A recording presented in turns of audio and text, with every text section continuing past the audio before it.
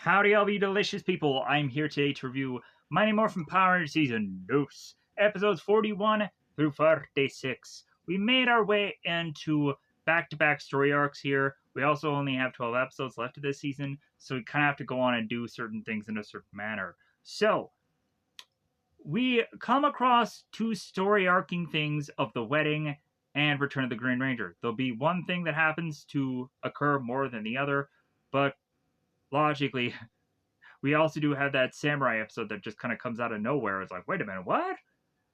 And then we find out what the plan of that was, of why that wedding was to occur in samurai. Like, oh, okay, cool.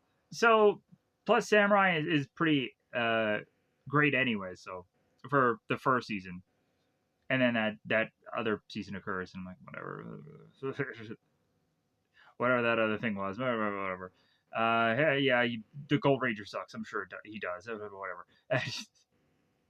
He had my thoughts about that whole season at some point. If you want to check out my original thoughts about that, eventually I'll read back over it again when we actually get into the series review. Anyways, so but back to these Mighty Morphin Power Ranger episodes. So for a bit of cliff noting here, but kind of going over the episodes, we come to find in the wedding here that we're trying to figure out where the action is going to come. As the Power Rangers are being shipped off to Australia, I'm like, where's the action going to happen there? We find that Lord Zed is going to go on and get a bit of a snooze. He's going to take a bit of a nap. He's going to go and do a recharge. Immediately when I heard the word recharge, I'm like, well, Zordon does the same thing. I'm like, is Zed and Zordon, are they in somewhat similar territory to one another? Are they in the same ballpark? Are they in the same planet? Like, what's the connection there? But regardless, maybe these monsters are just to, or maybe these certain characters are to kind of run in a certain way of things, of existence. So as Zed is going on and taking his good old slumber, we then go on and have Rita that wants to act here, as we have a number of people returning in the wedding. We have Ernie that briefly shows up. We go on to have Finster, who kind of is doing a lot more heavy lifting than we are thinking. And also, we realize how evil Finster is. Ooh, wow. So, Rita goes on to crash land her way back to the Moon Palace and goes on to have Finster give her a love potion to use on Zed. Finster goes off to make Finster's way into slipping a disc into Alpha, and Alpha becomes evil going into the command center and not only making fun of Zordon, giving him a hair, mustache, glasses, and what have you, which is great, which is funny, which is also goofy and stupid. We also have Alpha that is going on and making it harder for the Rangers. As Alpha goes on and tells the Rangers that there is trouble, the Rangers go on and get teleported to this separate location that they're used to, of course, being in, which is a park or a youth center or something somewhere. Instead, they end up getting shucked to the Spectral Theater, which is a haunted house, which is to fit my fancy, which is like, yeah, all the bells and whistles of like, yeah, this is going to be a good time. As the Rangers are going on and just being like, what the heck's going on here? Yeah, so the Rangers go on and they face off against a slew of monsters here, as we come to find eventually that the Rangers will try to fight their way out, but they need to think their way out. We go on and we realize in like the Scooby-Doo episodes of old how eventually they will have a springing trap plan that eventually works out. And that's kind of what we do for Power Rangers here. They eventually get out of this theater. They try to make their way to the command center as a number of monsters are chasing behind them. And the Rangers will go on and eventually get everything back, command center-wise, back to resetting form. and then go on and get into their Megazords and Tiger Zords and just freaking Thunder Saber and freaking Thunderbolt, just every monster motherfucker that goes on and exists within this 3-part episode. And I had a good old time with like just Thunder Saber, just all these mothers. Just go on and be like, just pa pa pa, just do whatever you want. Just like Thunderbolt out your chest all day long. Even though it logically doesn't make a lot of sense. Like, how is it that the Megazords and Tiger Zord can do all of that with all of these monsters when, like, what power they run off of that they can just do all of that? That just is miraculous. But still, it's just like, well, it's just needed for the show. Because when looking at, like, just Dino Megazord and how they were always to go on and they would get hit once and, like, we're down to, like, half power. We're down to, like, 20% power. I'm like, huh? But looking at the Thunder Megazord, it seems that this thing has just endless, just like, just saber it up just all day long. And I'm like, okay, that is to just be logically a problem in my brain. But anyways, it's just cool to watch. So after the wedding, we of course would go on and make our way to the Return of the Green Ranger. So there are obviously certain pieces throughout this 3-parter that does seem familiar to some people if they've gone on and seen a certain Green with Evil or they've seen Green Ranger stuff in the past. Of course, the wave thing is to signify something, because if you've seen a lot of my early reviews of me talking about the Green Ranger, you'll know where that's from. There are parts of me where I go on and I'm to be like, blast that dragon flute. But then also there's certain times where I just want to grab my wrist and tell you how evil I am. For how, in all honesty, there's certain parts of this where I'm just like, we're rinse and repeating here. We're rinse and repeating. How dare you? But I digress. I am just to be like, no, let's think about what this could have been instead of what it actually is. So, but I think the biggest problem that I have with the 3-parter is not what's going on with Tommy or Tom or whoever. Like, man, if we could have had Tommy, Tom, and then a future Tommy appear and go on and tell Tommy, the final battle, communicator. You know what to do. And then future Tommy could have left. And they're like, wait a minute. Tommy, buy the complete series of Golden Girls on Blu-ray and DVD. Get the 4K also. Come on, Black Friday, Black Friday. And then Tommy could have been like, what the is Golden Girls? And then future Tommy could have been like, it's a show. It's a show. Anyways, so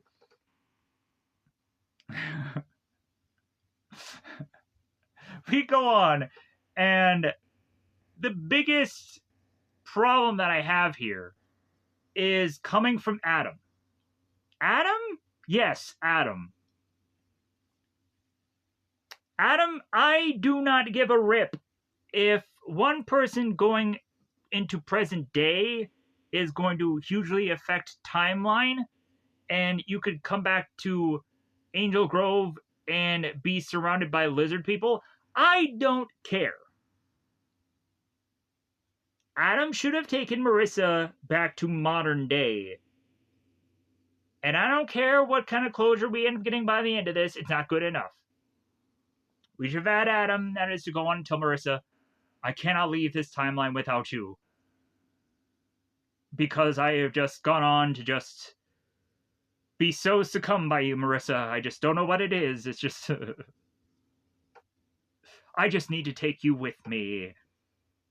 Timeline be danged. I'm going on to take you. And then, Marissa was good enough. Because also, like, when looking at Marissa, I'm like, this has just awoken so many freaking roleplay things in me, bizarrely. That is to be weird and awkward to state, but still. What if Marissa would have gone on and been a Power Ranger? God dang it. Like, we have so many characters that I think could be worthwhile to eventually become Power Rangers at some point if there was to have been a what if kind of thing going on with Power Rangers. Just a slew of just fun options that we can go on and just have a number of characters who could be candidates for being future Power Rangers would be a fun idea to eventually have somebody do somewhere. Maybe there should be a Power Rangers animated series somewhere that ends up just showcasing certain characters that should have actually become a Power Ranger but never did. Well, it's too late now to have that possibly ever being a realization, but whatever. Anyways, so we go on here and back with the return of the Green Ranger. So the Rangers are to be shucked off back in time, 1700s, I guess, nearby the Revolutionary War, because the Revolutionary War, I guess, started about 1775, so it's probably going to be right around there, even though they just vaguely say 1700s. And also, they don't really talk about much of like redcoats and anything like that that could probably go on and offend a number of people. But regardless, like for somehow or whatever, this seems to exist upon Power Rangers episodes because somewhere around the lines of probably time period. But anyways, so but they kept it vague. So we have Tommy. He not only goes on and gets his hair clipped, and then he just weirdly gets a headache. Then also he goes on to start stumbling around like a drunk. So, man, maybe this is going to end up being worse than the time that Tommy had football problems. I don't know. But anyways, Tommy goes on to be stumbling around trying to find the Rangers as he then goes face to face with his doppelganger, Tom. And they face off, they morph, they go on and they duke it out. And eventually, Tommy, again, from a prior wedding episode, is to realize, like, well, hey, he can't fight out of this. So he has to strategically figure out how he can outsmart these characters, as well as also go on and strategically figure out a way to beat them. And so he does. Going on to eventually disappear the Wizard of Deception, which the Wizard of Deception was a really actually powerful villain, which seemed a lot more unpredictable than so many others. Then anything could possibly happen here. We would also go on to have Tommy break the spell of Tom. And while the rest of the Rangers going on in the past fighting off rat monsters, sure. So we just have to bring up rats and then we just couldn't let it go. We could have figured out any number of more interesting things to make monsters out of, but regardless, it is what it is. So, well, yeah, so maybe the episode is kind of goofy and fun and just see people being chased after giant rats or whatever. It's got to be fun that way. So,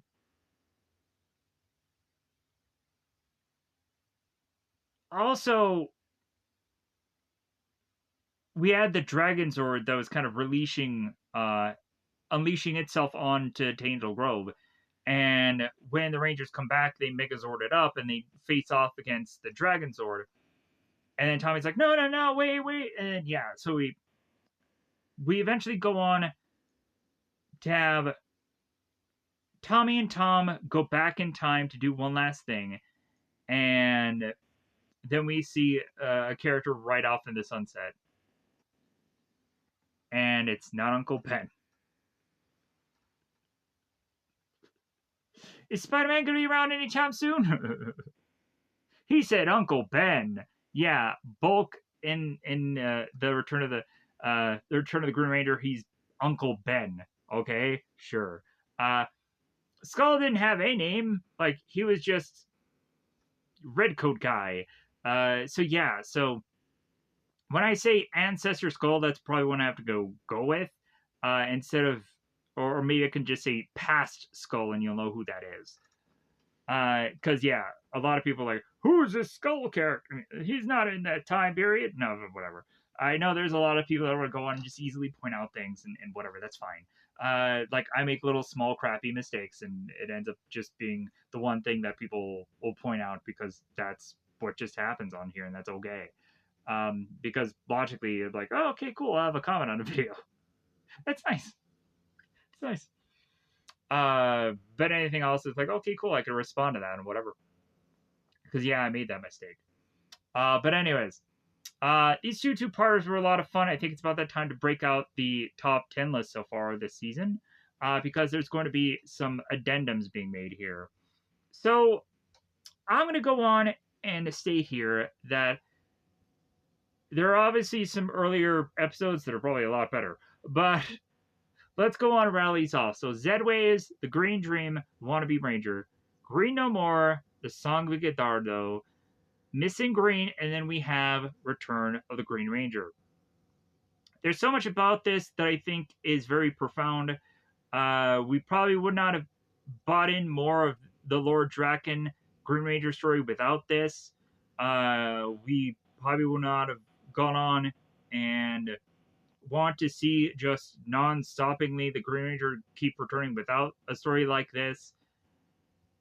And so on and so forth. This character just always has a repetitious thing about it returning, and that's always interesting and always okay, even though at the end of the day it's still just like, how many times can we go about this and it still interests people at this point. But if anything, always ever people are like, no, I want Tommy to return back again. I want Tommy to be in this project. I want to, and yeah, it's just like it's great that people have that passion that they still like this character, but also it's just like, okay, but like let's try to do something different. Let's try to do a different story. Let's try to tell something else. And we'll see if that works, if that comes off, and if people like that instead of just going back to the same old, that same old well. I'm questioning whether or not to have Welcome of Venus Island to swap with the wedding. I'm kind of pondering that because Welcome to Venus Island, that goes on to be a thing where I'm just like, like I really want to figure out a way to just kind of get rid of it. I really do, in all honesty. And it's kind of weird how some of these episodes are kind of jumping the way they are, and certain things are to still stick around. So if anything, I'm gonna just say that like I'll keep Welcome to Venus Island. Golar's Vice Versa is that Adam Scorpina episode where Scorpina comes back for us to completely forget again that this character is to even exist, and that's so frustrating. We only have after X number of episodes, just another season to bring this character back, and I don't think it's going to occur. I don't think it's going to happen, folks. So yeah, so like this is just like, what was the point of bringing this character back? Because they did nothing with her. What a waste. Also, like, there's probably a reason why we don't ever really have Scorpina action figures all that much either. Like, if anything, I think people would go on and make a killing if somebody just made a custom Scorpina character somewhere. Man, would that just be, like, one way to make a huge chunk of change, because it seems that no one else is going to. So, you would think that Playmates, that would be, like, their first thing to do. Their first thing! God dang it. So, the next thing we see is White Light on this list. And regardless of how I'm to probably go on and say that even when I was to watch White Light, I was like, yeah, it should be health is a really important thing, but like just watching the episodes, I'm like, like there's not a lot there. But White Light, I think, needs to be somewhere on this list, so it's going to stick here some way or another. Even though there could probably be a billion other better episodes, like I feel the White Light needs to be on here because it's iconic, it's very important. So yeah, so After that, I slotted like either The Wedding or Welcome to Venus Island and Friends Forever. Because again, Friends Forever I think will always be on this list, just because of how I like that whole Aisha Shauna thing with Kimberly. Yeah, Kimberly exists. Man, if there's one character that I feel has really changed from this show so far, it's got to be Kimberly. Oh my god, how like she has been so nuked and so much just a character that only gives like every once in a while these like one-liners or goes on to just care about shopping or is just this valley girl. Man, have they really taken that character and just sucked the life out of it and or something. They've just farted it away. And I'm just like, man, Kimberly was used so well in the early parts of this, but now it's like she's just a character that you're almost going to consistently forget is even there. It's freaking sad. Uh, yeah, like, and it'll just get to a point where eventually we'll just have Kimberly eventually transition to a cat, and then so it's just like looking at this second season, it's easy to understand why eventually Amy Jo Johnson just kind of left the show because, like, dude, like they're giving me nothing. Like they're giving me absolutely nothing. And the more that I've seen like the videos, and this will kind of harken back to something that I said in the past. Like Amy Jo Johnson will go on and talk about the show and how she would try to get more money, but yeah, it wasn't gonna happen. It just wasn't. Um, and how immediately when they conflicted with that, it's like, dude, we can just replace you. We're gonna just replace you. It's gonna happen. So you know. So, anyways, let's go on and let's go into the 6-part episodes because it gets about that time. So, let's get into full on spoilers, everybody. It is about that time yet again, cause it is spoiler time. Spoiler time. It's about that time getting into spoil these episodes. Let me know in the comments below what is possibly be your favorite episodes of this second season. If you remember any of them, if anything kind of sticks out to you, uh, or maybe Mighty Morphin, if any of the episodes altogether maybe stick out to you, let me know in the comments below. If anything, also, maybe you're to go on and have a favorite episode that happens or occurs in later, just whatever you want to go on and talk about is okay at the end of the day because, yeah, you could just share your enjoyment of Power Rangers. Maybe you'll go on and have somebody look at the comment section and be like, hey, yeah, like I like that episode as well. Ba, ba, ba, ba. At the end of the day, also, be like, oh, cool, yeah, I know about that episode or I remember it or what have you. And maybe at some point people have gone on and already talked about their favorite episodes in prior comment sections, which is like, all right, okay. So, with that said, let's get into these. So, the beginning of here, we have Mr. Kaplan come in, and I always probably forget this principal's name, so I have to go on and specifically have a thing that just says Mr. Kaplan, so I can be reminded of what his name is. Because I always think it starts with like a P or something, or I always thought it sounded like it started with a weird thing of things, and I always forget what it is. Mr. Kaplan, or I just call him Principal because it's just easier. Mr. Kaplan goes on and appears at Angel Grove High, talking to the students and announcing that he's going to go on and have certain students make their way to be picked to represent the United States in Australia. So there's some seemingly teenager exchange going on. Sound a little weird, but yeah, there's some exchange going on, some exchange student things going on where certain people are going on and going to Australia. I'm like, well, at least this isn't the peace conference. So after Mr. Kaplan goes on and announces that and everybody's excited about it, we of course have to realize that the Power Rangers are going to be the one that are going to be chosen, right? Like, why go on and do this whole announcement thing to not have the Rangers be chosen? So this also kind of reminds me when the Dino Fury Rangers make their way to Japan and they have to go on and face off against monsters that are in Japan, and that's really kind of it's kind of a bit of a fun thing, but also it's Dino Fury. So I am going to slap as much as I can out of that Dino Fury. Cause man, like the wedding thing is to go on and just remind me of a Dino Fury episode that didn't go that well. Because Amelia, the Pink Ranger, goes on and she goes into the haunted house or whatever that is, and we're thinking that we're gonna get something really cool. Uh, we're gonna get something really cool out of these episodes, and it doesn't occur. It doesn't happen, and so really, just the wedding just reminds me of that. It really does. So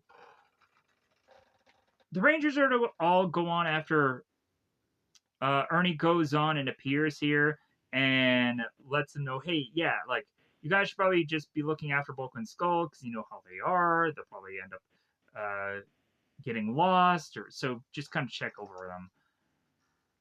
Also, it's kind of weird that Bulk and Skull end up on this trip because also Bulk and Skull are even just curious about that. Like, hey man, like why did we end up with those dweebs? So after Ernie leaves, the Rangers talk about how it is kind of convenient that they're able to go on to this trip because at the same similar time, Zordon has let them know, as we find out through Billy, that Zed is going through this recharge, this slumber, this sleep, this Odin-like sleep. So Tommy ends up going on and saying, like, well, I hope he'll sleep for a very long time, and that'll go on and give us some break away from fighting for a bit. So again, we have Kimberly that is going to talk about shopping. Yeah, look at all the shopping we can go on to do. And then eventually, when they go to Australia, she has a bunch of bags. They kind of pop a joke about her about, like, man, like, it's a good thing that we just came to Australia just so you can go on and do all of this shopping that you're going to go on and do. Like, man, how are we going to go on and how are we going to bring all the souvenirs back home with us? A joke about that. So after Bulk and Skull talk about how they are to go on and be there with the dweebs, and Skull goes on to ask Bulk, it's like, are we going to go on and take a train all the way to Australia? Because that doesn't make sense to me. And Bulk is like, well, of course we're not going to take a train all the way to Australia. It'd be impossible. And feasibly, what they're actually going to do is they're going to take a train that takes them to the airport, and then the airport is going to take them to Australia, and then Australia is going to have them all go on and wait for 2 hours to do something, so they're going to go and do shopping. And then when they go on and they do shopping, they all of a sudden realize that Alpha has a crisis for them. That's what's going to happen. But anyways, before that all is to go on and actually occur, we have at the lower level, it seems, of the Bandora's Palace. I've kind of done a little bit of research here because Zed goes on, he makes his way to the Moon Palace, and his kind of area changes and is different than, of course, from the early stages of Mighty Morphin. Like, why is this so different? But they're same palace, same whatever. And come to find out, yeah, he's just at a lower level, it seems. I'm like, okay. All right. So we come to find that is to just occur because, like, to say that, like, Zed is to be, like, kind of more of an underground guy, as well as also that Zed is to realize that the lower level has more of a throne room and so yeah, so but back with Lord Zed here. So he's at the moon. So Zed is going on and he's taking his visor one last time to look at the Earthlings, realizing that he should be wreaking havoc on the Earth right now, but well, he's got to take a bit of a snooze. He got to take a good bit of a sleep in here. So Goldar alerts Zed that his rejuvenation chamber is prepared, and so Zed is going on to realize that he's feeling that there's going to be a good long nap coming, and once he's fully recharged, he will beat those pathetic Power Rangers because they will be no match for him. And the universe shall be at last his. I'm sure it will be. So we now have the space dumpster. Rita's going on and realizing that, well, hey, since Zed is taking a good old nap, Rita has her own plan. We have to go on and realize that Rita isn't to go on her face specifically to be shown really well at this moment because Rita will need to go on and get some moon mud and get a facelift and look a lot younger. So, transitioning here, we go on to show a plane flying into the air, and we have Bulk and Skull and Rangers going on and starting to make their way through Australia. They're seeing all these sights, they're seeing all these visuals, they're walking away from a boat, and so on and so forth.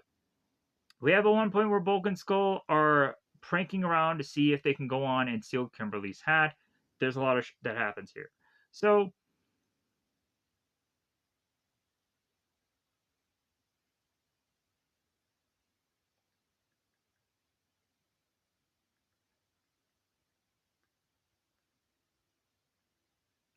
Alpha and Zordon are talking here at the command center.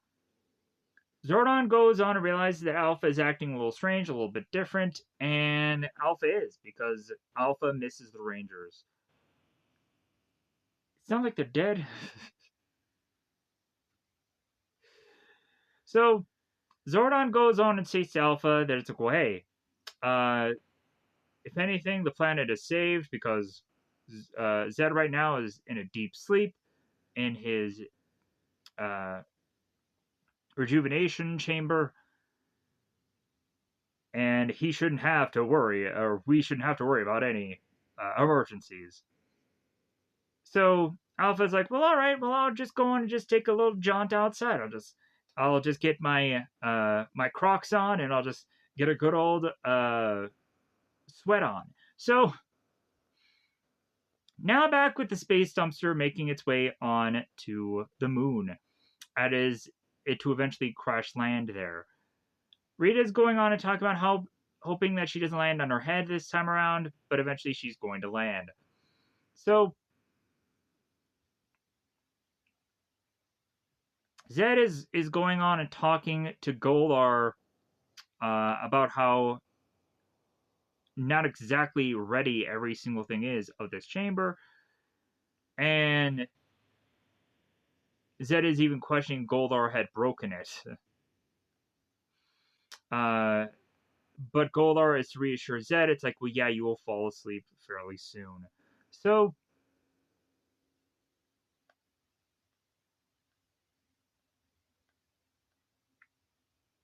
the Rangers are going on and they're ordering food.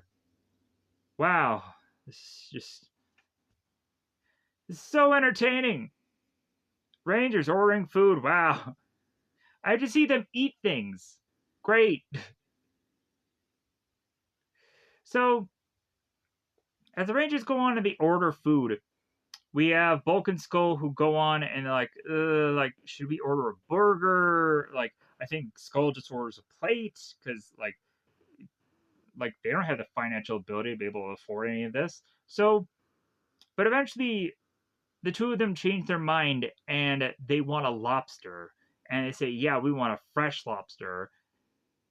And the lobster ends up being so fresh that it's moving. And they're like, and then so both Bulk and Skull start freaking out. They realize it's a lobster. Yeah, stuff happens. So back with Rita going on and crash landing onto the moon. Uh, we would come to find that the Rangers are to be looking out on the outskirts of Australia to start to see that there is some unusual flashes or unusual pattern of sky that is to emerging in front of them. So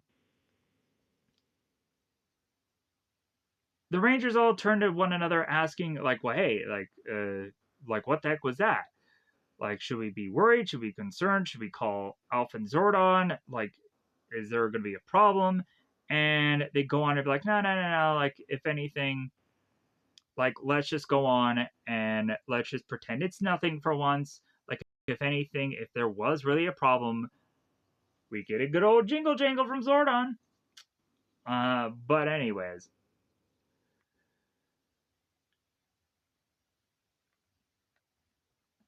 here's where we go on and cut to Rita. She's getting out of her space dumpster, and she's very, very tiny. She's action figure size, not deluxe edition. So the next thing we see is an action figure Rita yoo-hooing her way through the mansion.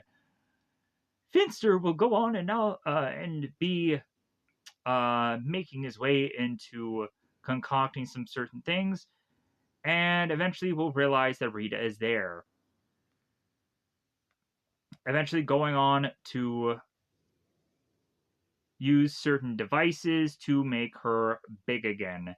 At some point, he goes on and states, well, I'll turn this to 11. Like, what is this, Spinal Tap? This one goes to 11. So, Rita ends up turning back to seemingly Rita normal size, and Rita goes on to hug Finster. That seems to be an unusual thing that Rita tends to do to anybody, but if anything, yeah, Rita hugs Finster. So here's where Rita goes on and asks Finster about the whole love potion thing. And also is to ask Finster about all the monsters that he's making.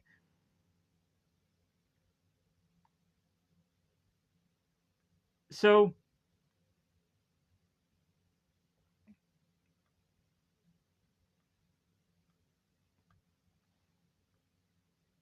we go on to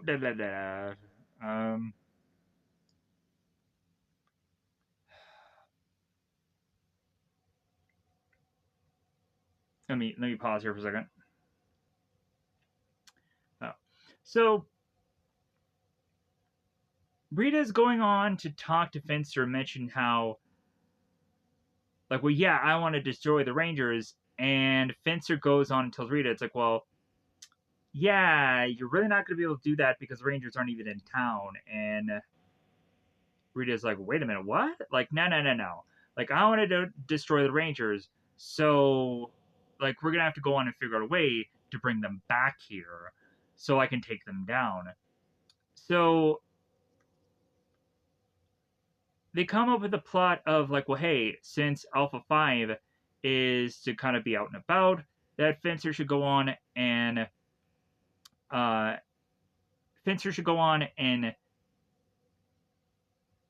force Alpha to become evil and lure the Rangers back into a place of which that they can try to defeat them.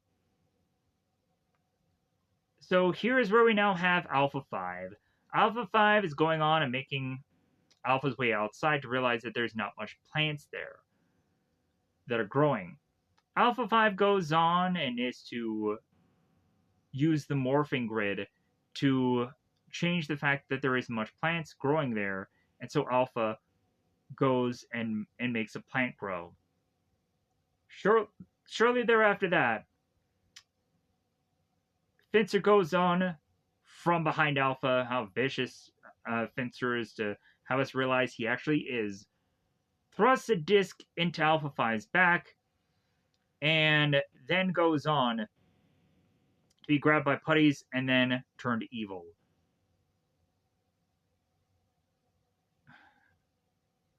Finster goes on and tells Alpha 5 what to do, and Alpha 5 are like, will do, buckaroo!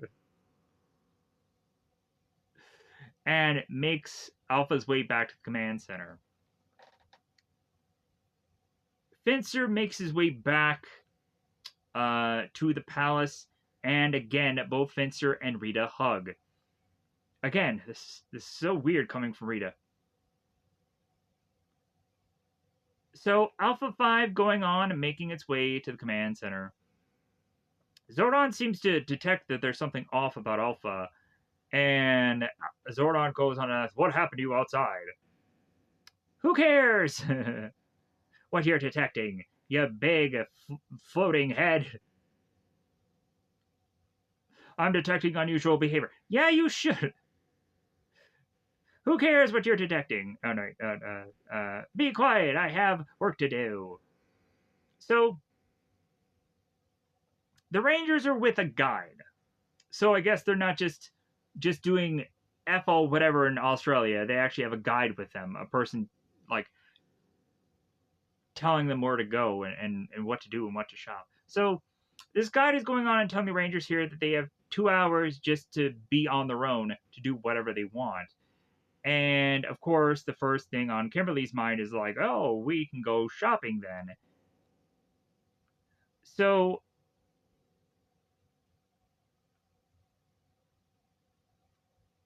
Bulk and Skull both going on and they're wearing Australian shirts here. And I'm actually curious if this is actually to be filmed in Australia. Because in my brain, I'm just going on and thinking like, they're wearing Australian shirts, but they're probably maybe not filming this in Australia. Plus, you could probably go on and have certain sites that probably are Australian, but then also you could probably just film some other stuff in uh, LA or whatever and just pretend that it's Australia. Because that's what happens a lot in a lot of things. It just does. So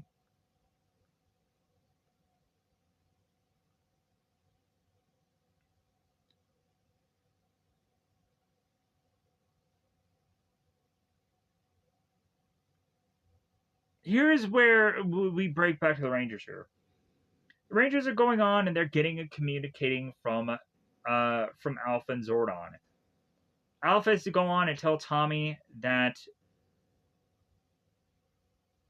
they need to be teleported to the abandoned Spectre Theater in downtown Angel Grove and just wait for further instructions.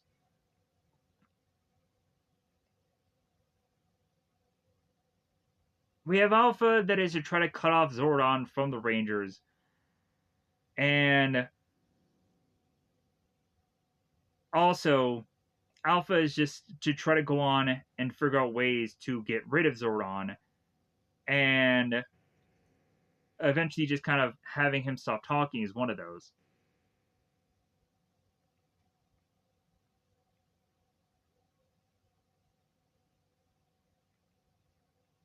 Shortly thereafter that, the Rangers go into their communications again just to kind of double check on things, just to call out for Alpha, wanting to know a bit more information and not being able to get it.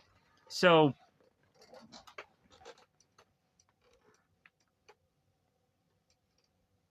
they're questioning things, but they eventually go along with it, even though they do go on multiple times and try to call Alpha.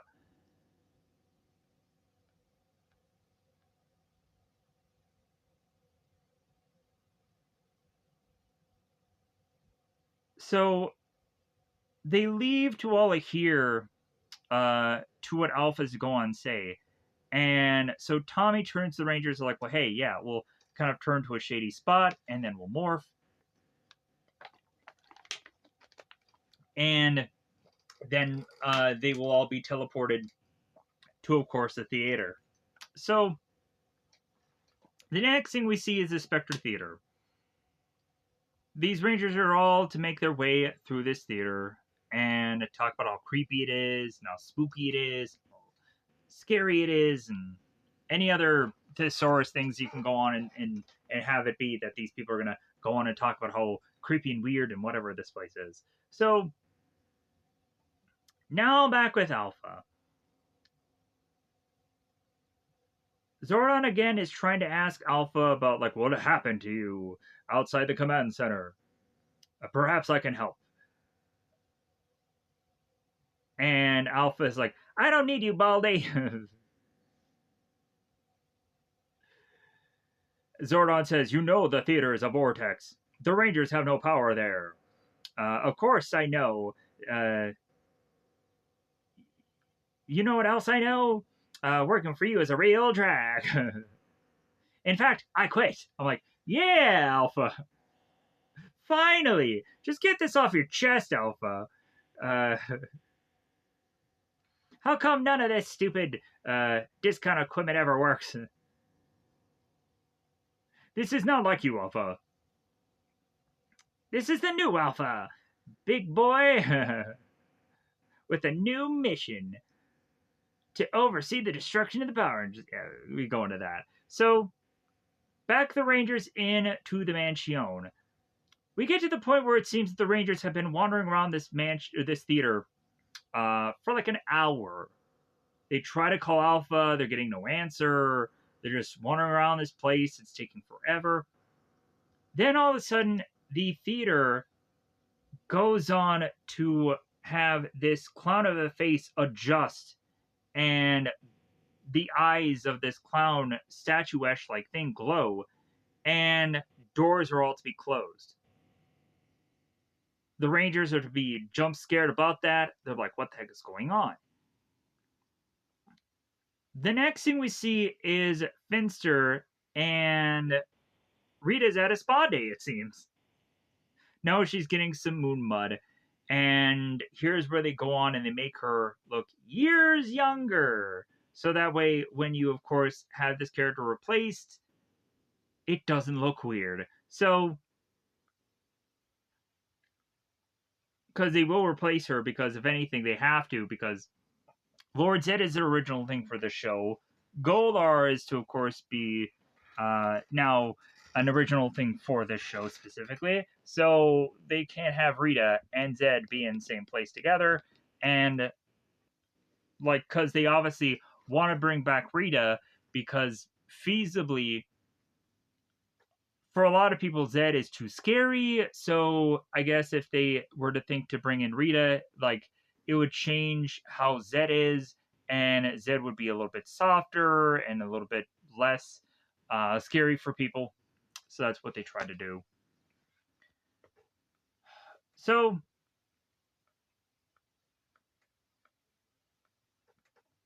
here's where the Rangers are going on, and they're communicating for Alpha, calling out for him consistently. Nothing's happening. They continue to try anyways.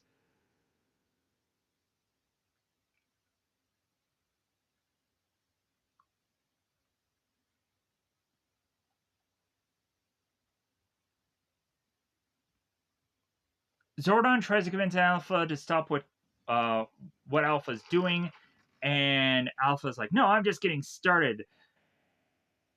And here's where Alpha starts to go on and puts mustache, puts hair, glasses on Zordon, makes him look ridiculous, and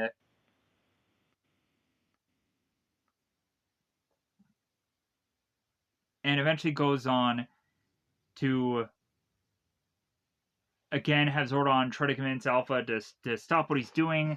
And oh yeah, to spoil the party. Oh no, wait, Jose, no, I'm not gonna do I'm not gonna do what you want. So the next thing we see is Rita going on and putting a potion into Zed, and then hoping that eventually he will wake up. Fencer is going on to use the monster matic, because it's been a while since I've ever gone on to need to learn what the monster matic is, but it seemed that I just randomly found this on something somewhere. I'm like, oh, so that's what that machine is that is behind Finster that he uses to create the monsters. I didn't know, or if I did know, I have completely forgotten it now. So if I've ever said that in some review somewhere, like, yeah, I really did research that day, but eventually that research eventually get lost on me. So, Fencer's making monsters like crazy, and we make our way back to the theater.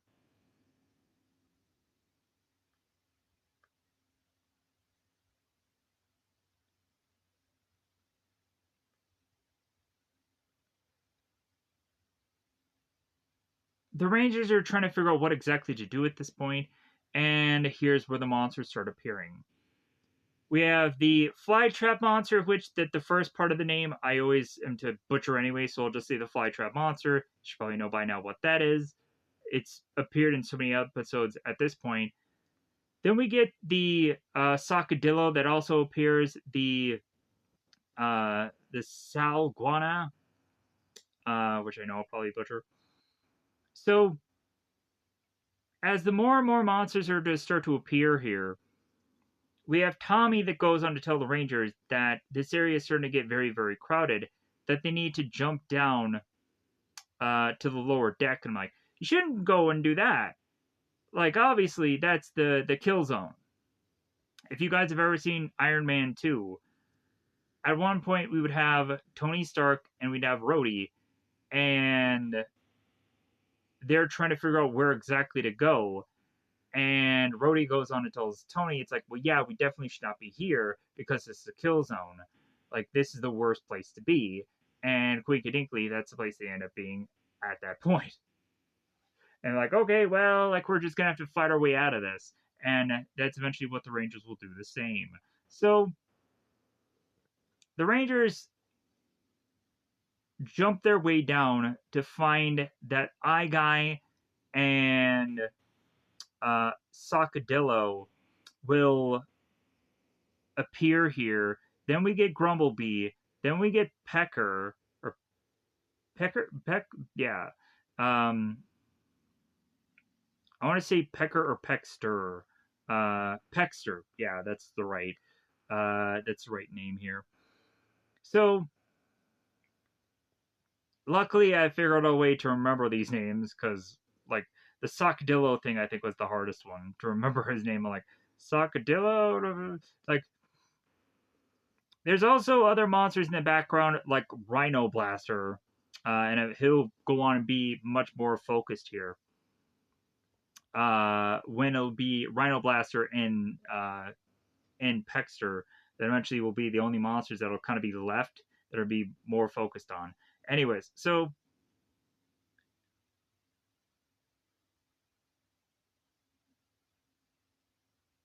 the Rangers realize, since there's too many monsters here, that they should probably just teleport out. Yeah, that's not going to work. So they realize, like, well, since we can teleport, maybe we can call upon our weapons. Doesn't happen either. They try to, like, yeah, no sword is coming that day. So Alpha back at the command center is going on and watching on, like, yeah, pathetic Rangers, you're all doomed. So we now in the background have this unusual song going on, and the monsters are going on and they're singing this song about how the Rangers are going on and they're going to be doomed. And I'm like, one, like, you can't really clearly hear that song very well. Also, you can't clearly make out exactly what they're saying, but, like, the song is pretty decently put together.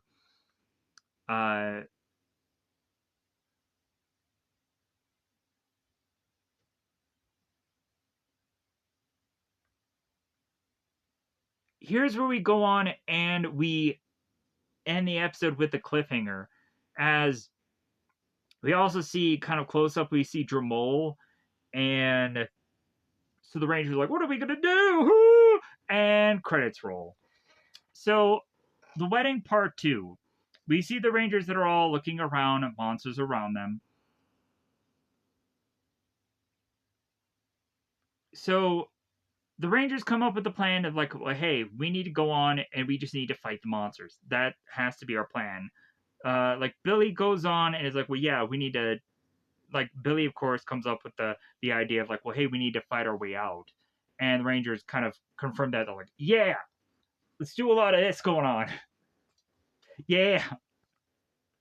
So, Dramole Sacadillo here, we start to see some combat. So, Tommy goes up against the Sacadillo. We see Billy and Adam face off against Flytrap and Dramole.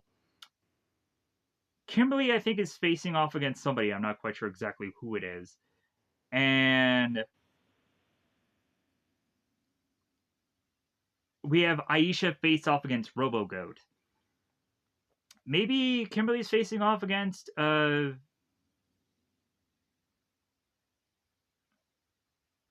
no, maybe Adam is facing off against Seguana. Uh I'm seeing Seguana from like the back, not from the front. So I'm a little confused here. Oh no, wait. Yeah, Adam is fighting Seguana. And that's what happens. And so maybe Kimberly's facing off against I have no idea. Let me know in the comments below. So we have Adam that ends up getting taken down by Seguana as Adam makes the joke of like, well, hey, shouldn't you be in a swamp somewhere? Rocky comes to Adam's aid, asking him if he's all right.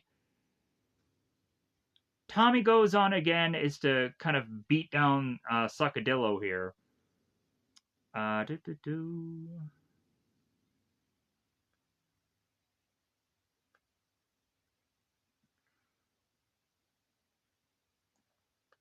And Tommy goes on and points out to both Adam and Rocky, like, hey, look out. Grumblebee comes up from behind them, and so Adam gets out of the way. Rocky faces off against Grumblebee. Grumblebee goes on and takes out Rocky pretty good, as they're kind of they're grabbing one another, and then like Grumblebee takes him down. It is kind of sad how like some of these monsters don't have their like specialty weapons, but like if anything, like I think we'll have like I think Grumblebee will use its like poison darts maybe at some point, but uh I don't want to say that and then I'll get completely like off that it doesn't happen. So, but I think that's Grumblebee. I think probably may have used that when there was maybe a Megazord battle, but I know I'm getting things a little get confused here. Things are kind of fading in and out. I also think again, I think there's at one point where Grumblebee ends up getting used elsewhere. Like I think there might be some Turbo or in space thing that has Grumblebee returning as some other thing somewhere, and I always say that, and then I will like uh, have forgotten where exactly it happened. So let me know in the comments below if Grumblebee does return elsewhere beyond this Mighty Morphin season. I think it could be in space or Turbo, something with Cassie. Anyways, so now back with Alpha going on, like, oh yeah, those power punks are getting pummeled.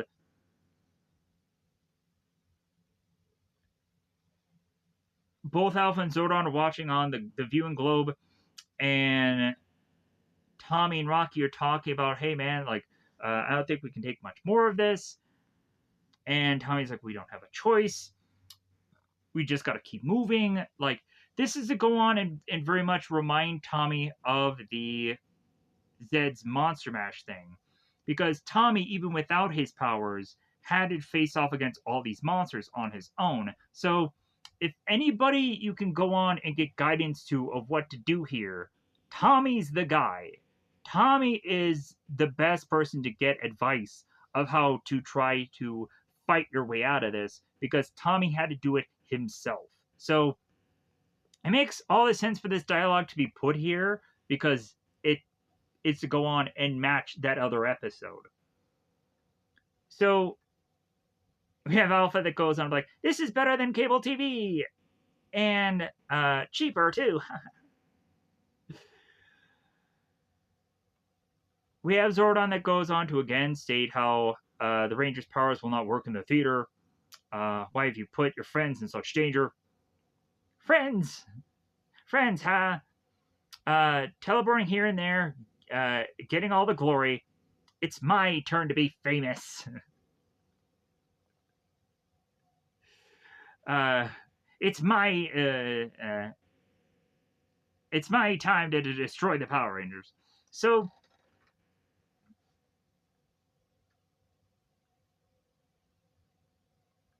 Rita again is to be by Zed's chamber, and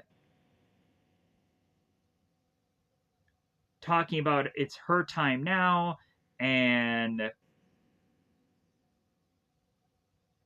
as soon as Zed goes on and says her I do's, he probably won't end up doing much of anything anymore, and she'll take control of the world, and Zed will go on and be the one riding around in a space dumpster, not her.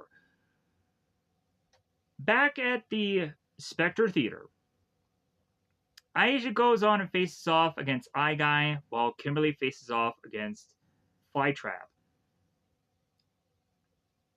We have Eye Guy that ends up chucking Aisha here, and she gets thrown to the ground. The team goes and asks her if she's hurt, she's okay, and so they all kind of reform to kind of regroup here. As again, we see a lot of the monsters here. We see Suckdillo, we see Grumblebee, we see Pexter, and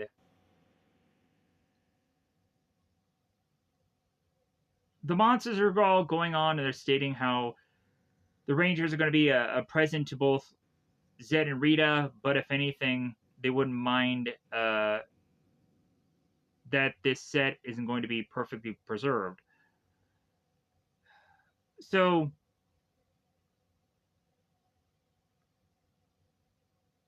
since the Rangers are going to find out that, like, wait a minute, like, a wedding? Oh, Zed and Rita are getting married? Like, man, that seems a little wild. So,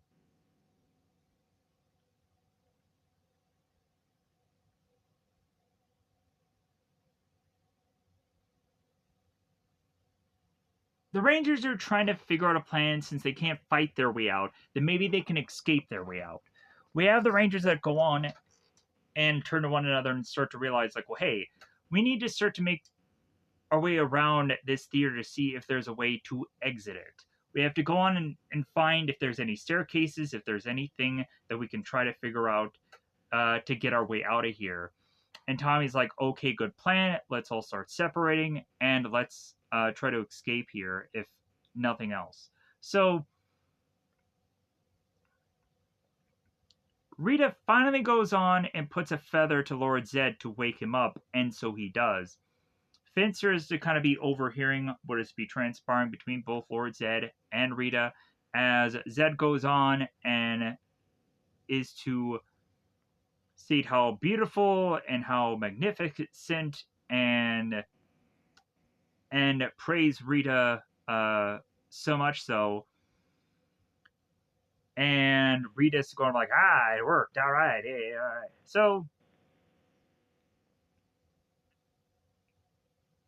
So Zed is to give all the compliments he can possibly give, and then ask Rita if he will be his wife.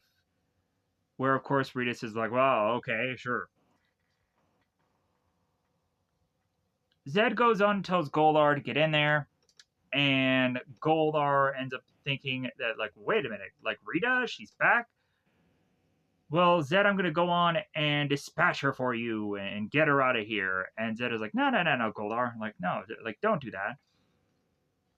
And so once Goldar is to be revealed of the news and to find out that they're going to be married, and also Baboon Squad in the background are overhear this as well. And Goldar is trying to convince Zed to not go on and not marry Rita. Zed, of course, will not be swayed otherwise. Zed is to go on and tell Goldar that he's not going to be his best man, that he's going to be his worst man. And for Goldar to start the preparations for the wedding.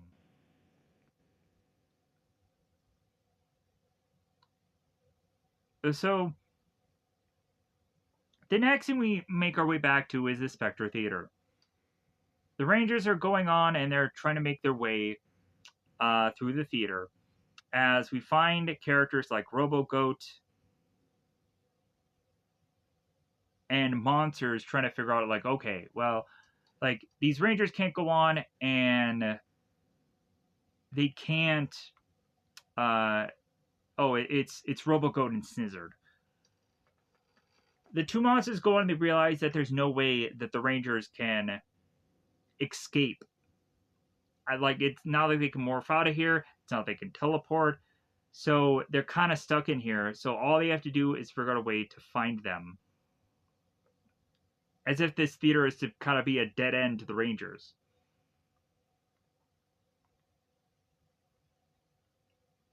So once the Rangers do continue to make their way through this place, eventually they will get confronted again by Robogoat and Snizzard and realize to just go the opposite way, as now Snizzard and Robogoat start chasing after them.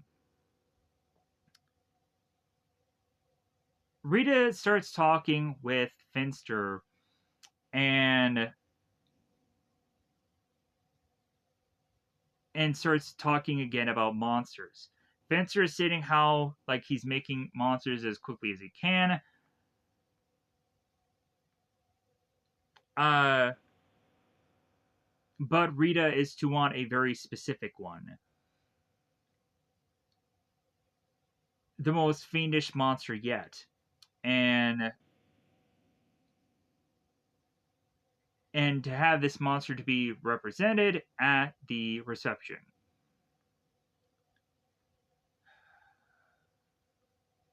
The next thing we see is Alpha watching the viewing globe. Realizing that Bulk and Skull are to still be in Australia, and they're to be going on and realizing that the Rangers have left their shopping bags on the ground.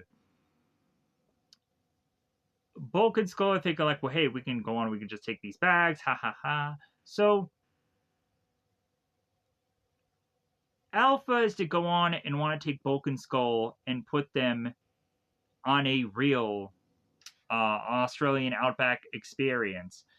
And so Alpha goes on to teleport both Bulk and Skull to a area that is to have a load of kangaroos and koalas and just a number of animals for Bulk and Skull to just be scared about, to go on and run around and so on and so forth, so that way they can be afraid. As Alpha is to have a good bit of laugh, and we then go back to the Moon Palace.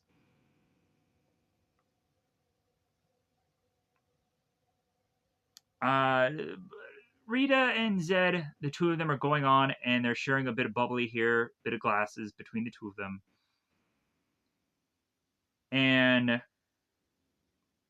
Rita's going on and telling Zed about the wedding gift that she has prepared for Zed, that she, of course, is going on and preparing the Rangers for Zed as a gift to him. And that Rita is to go on and say that she is to have the Rangers in an abandoned theater full of monsters and that there's no way out.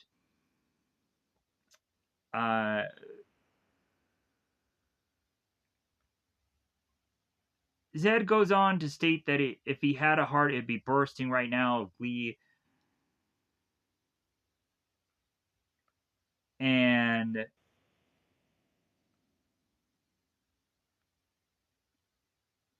we have Goldar that's listening in the background, and he's going on to state that Rita's no good. They'll have to find a way to get her from getting her plans to full fruition. And she can't get away with this. She can't gain control ever again. So that's Goldar's plan. But it won't work out. It won't. Back at the theater, the Rangers again go on and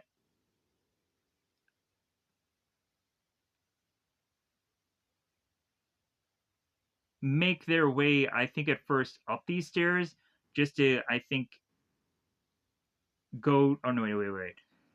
Billy goes on and tells the Rangers that he has discovered this lower level. So the Rangers make their way down the stairs. It seems that shortly thereafter that they come to realize that this lower level is to help them be able to escape here. It gets them to a cave, and they realize they can escape the theater. They run out of this cave And so now we're back at the Moon Palace.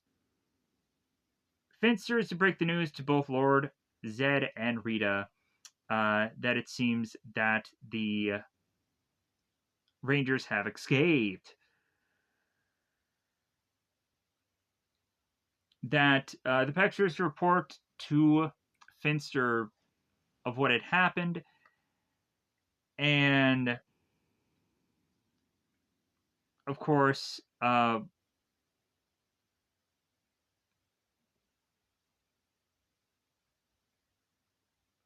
we now have Zed going on and making his way uh, to just chuck out growing grenades. And we have them to be given to Rhino Blaster and Pexter to kind of force the Rangers to need to realize that these monsters have grown, so the Rangers will have to probably call out to their respective Megazords. And of course, that ends up falling to that exact plan.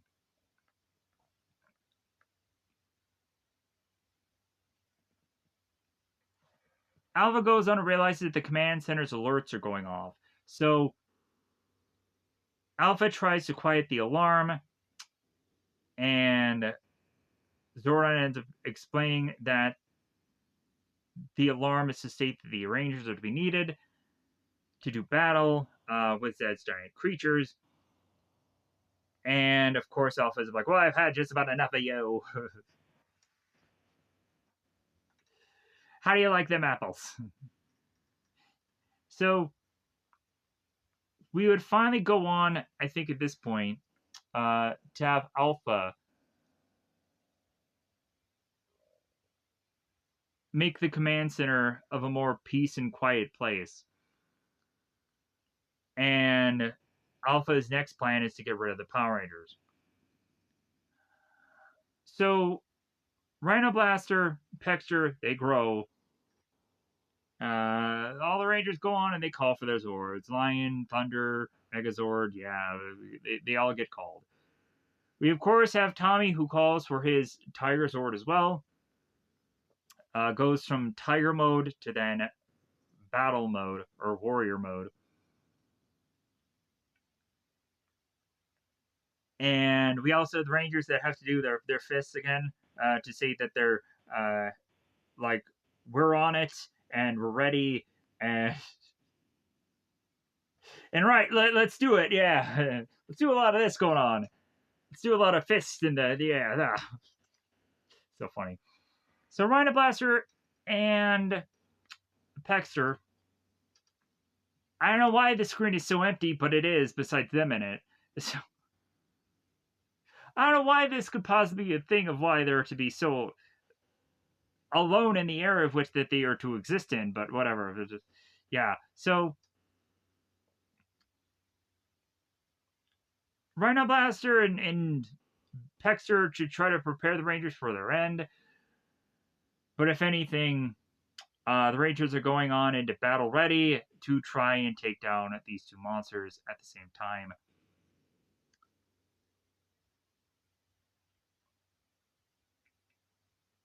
As the Pexter is almost going to attack Tommy, Tommy in his Tiger Zord goes on and has a Mega Punch.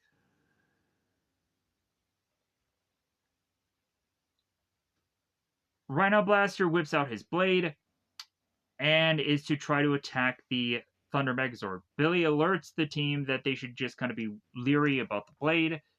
And so, in turn, I think we go on to have the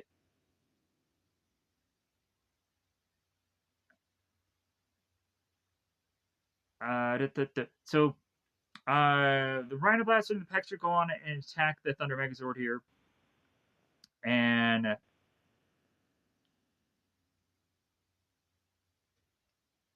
as Saba needs to go on and now tell Tommy what to do next to try and get the Thunderbolt attack, where he goes on and he grabs one of the balls from behind him from his wall, and he grabs it and he shucks it into this cannon-like thing, and he fires it off of his chest. That's what we're kind of going with next here. So Tommy calls for the White Tiger Thunderbolt attack. That ends up going on to take down Pexter. Rhino Blaster's sword ends up, I think, turning into a weapon here, like a distance weapon, and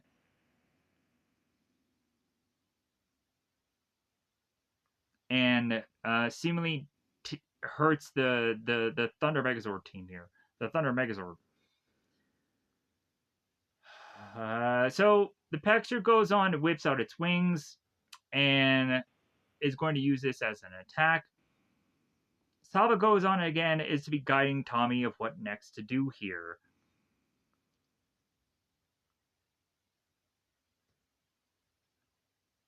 Alpha 5 goes on to break away the Rangers of their power supply of their Zords, rendering them useless. So, as Rhino Blaster and Pexer start to attack the Zords, the Rangers realize how weak they are, that all the power has shut down, and that the reactor has taken a major hit, and that eventually, once these attacks continue to occur between Rhino Blaster and both Pexter, that eventually this will just lead to the Rangers eventually getting overpowered here. And will go on and be thrusted out of the Megazords, out of the Tiger Zord, and we'll have Alpha that goes on and teleports them right back to the theater. Once they make it back to the theater, the Rangers are looking around like, oh man, we're back at this creepy place again? How did this happen? How did this occur? We have the Rangers that realize, oh yeah, I think we might have been teleported. And it's like, well, yeah, that's impossible. That can't be the case. Why would we have been teleported here? Like, unless there's something going wrong with Zordon or Alpha. So,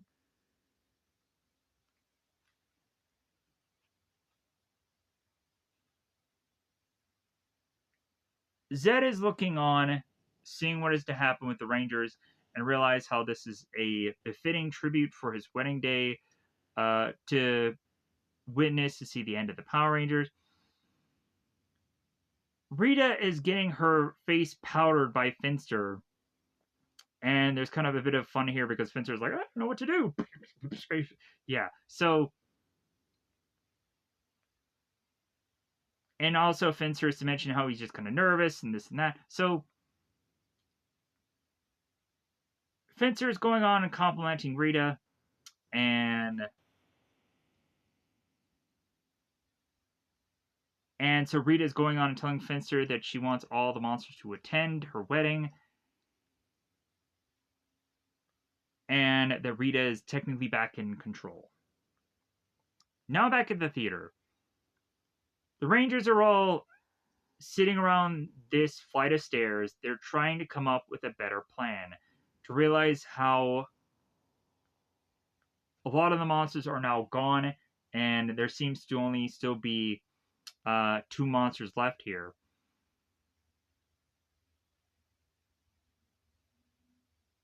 Tommy's to mention how there's strength in numbers, but they have to come up with some kind of plan here. Goldar is to, of course, make his way through all the food and kind of the kind of just huge table of assortment of items. And even though Goldar is to just kind of not like exactly what's going on here, at least there's good grub. Or grindage. Grindage! It's been a while since I've heard the word grindage. Like, I think Polly Shore's son-in-law was like the last time I've ever heard of the word grindage. That's been a very long time. Golar is hoping that there's going to be some strategic way to stop this wedding, but it's not going to happen. So Zed goes on and is to tell Goldar to bring on all the guests. And so Goldar has all the monsters make their way, of course, in to the throne room. Zed goes on and tells all the monsters to gather around even closer because they're all like family to him. And it seems that also a number of these monsters are all bringing in gifts. We have Eye Guy that goes on and he brings this caged spider, and Eye Guy's like, well, hey, maybe this can go on and either be something for you to eat or for you to go on and kind of use against people. So, we also have a like a cake here that I didn't realize I saw. It seems that there is a Zed figure and there is a Rita figure. I didn't know there was a Rita figure, or I think the Rita figure ends up coming way late. Maybe Playmates did the Rita figure. Either way, there is seemingly a Rita figure that is actually to be put into this wedding cake. That I guess maybe if you have to pause it just right, you can probably find it. Maybe I paused it just right. RoboGoat and Grumblebee, they also have a bit of a presence here. Like I think RoboGoat has a flower. Uh, that's also his present.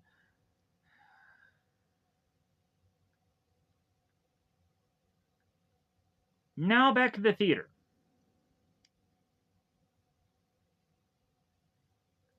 The Rangers are all talking, and they're all now talking about their Zords. What had happened to them? How did the power just get shut off the way it did? And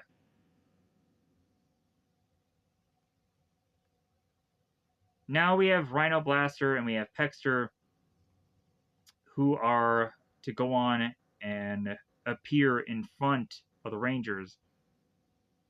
And the Rangers are like, well, hey, not you two again. And so Pexter is going on and telling the Rangers that they'll be right outside the door. And so the Rangers are realizing that there's no way of escape because now these monsters are guarding the door. What could they do?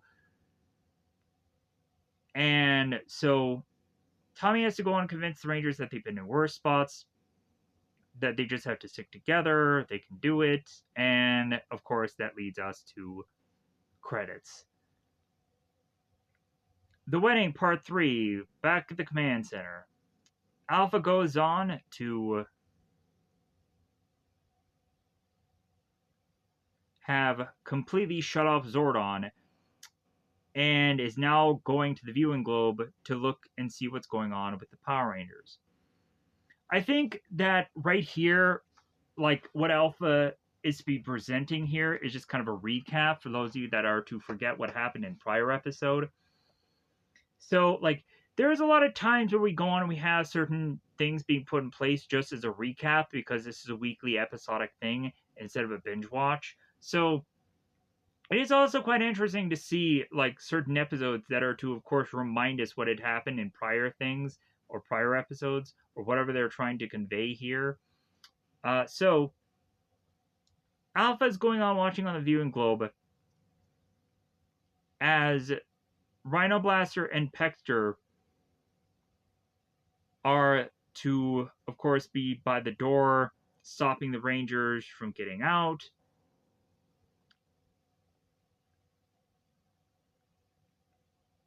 So the next thing we see is Moon Palace.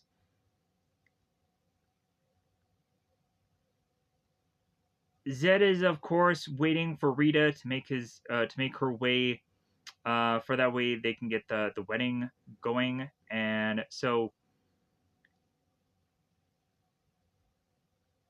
Zed is, of course, realizing that there is nobody who's going to be playing the music here, and is to ask if anyone can. So Zed goes on and forces Snizzard to be playing this God, what is it called? The piano, but it's not the piano. It's kind of like the organ piano because we have all these pipes that are in the background here. Also, Kind of reminded me of Beetleborgs.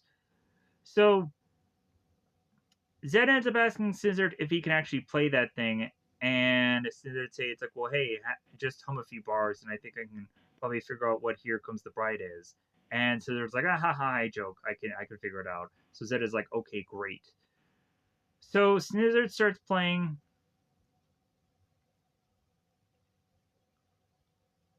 So Rita makes her way with just normal Rita get up, but then she has like the black kind of see through kind of veil over her, which is to be the only thing that's honestly different from Rita than the normal day to day Rita.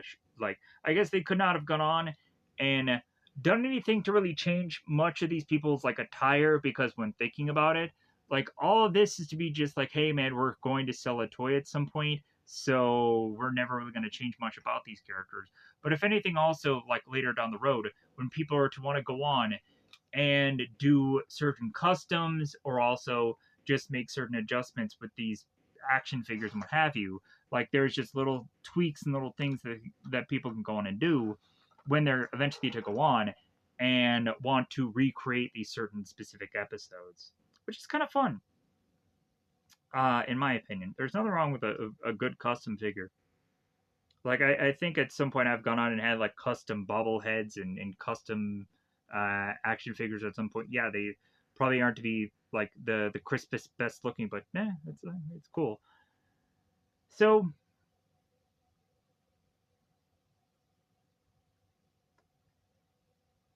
Zed and Rita they go on and they of course are to be married by Finster. Also, like the one thing that like Rita was talking about Finster about the whole monster thing, I was a little like, what the heck was there? Maybe I kind of missed a step there. Maybe there was some bit of dialogue that may have gotten lost by me. So I want to bring that up here because I know I effed that up or messed that up or whatever that was. But anyways, so you would have thought they would have gone on and actually had a really creative or interesting monster to put together the the wedding, but no, they just had Finster, which I guess like also does make sense because technically you have Finster who is also to do the Zed voice. So it's kind of funny how we have kind of Zed who's marrying him, getting to marry the, you know what I'm saying here? Like we have Finster that is marrying Zed, and it's kind of just funny and ironic. The people who kind of share the same voices. Anyways, so we of course have the cliche, we are gathered here today to be joined by these two gargoyles in matrimony. Uh,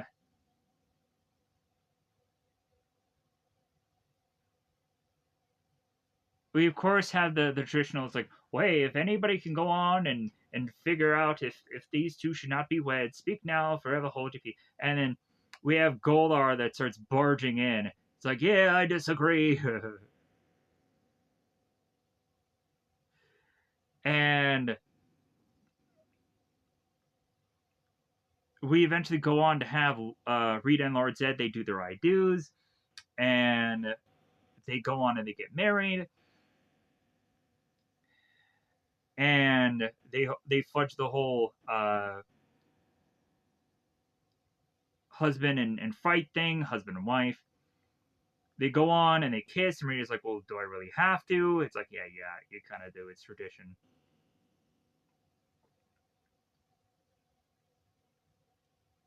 Both Squad and Babu are realizing that they're to realize that a nightmare had come true. Back at the command center, Alpha's going on, and it's like, "Man, it's really quiet around here." Man, without that jibber jabbing Zordon. Alpha is going to realize that there's something big going on in the moon, because of course, like that whole wedding thing, even Alpha can somehow get a sensor of it that there's something really big going on. So Alpha is assuming that Zed is cooking up something really nasty, something really big, and really all they're really cooking up is just some wedding. So We now get to see the Easter eggs of whatever you can freaking catch on this thing, because there's just a lot of going on. We have Rita and Zed. They're going on. They're dancing. We see in the background that like uh, Saguana, he's going on and he's getting a drink poured to him. I think we have Saguana and Sacadillo. They're going on and they're doing something in the backgrounds. Grumblebee and Flytrap, they're going on and they're sharing a bit of drink. The putties are going on and they're kind of doing this weird jump rope with Snizzard's tail. It's kind of funny. A putty is going on and feeding Robo Goat some food, which of course he can't eat it because it's monster. So that probably really ruined that costume, right? So eventually, Eye Guy is to eventually go on and pop one of his eyes out, as both Zed and Rita are continuing to dance here. Alpha goes on to the command center to want to reflect back on her ex best friends, the Power Rangers, and is watching on the viewing globe to see what is to be transpiring now with the Rangers.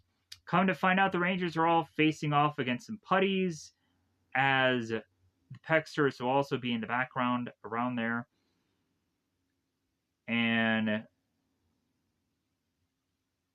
it is kind of funny because the Pexter is even getting attacked by the putties because I guess the putties can't discern between Rangers and monsters. And Pexter makes a joke about how the putties have been put in the oven for too long.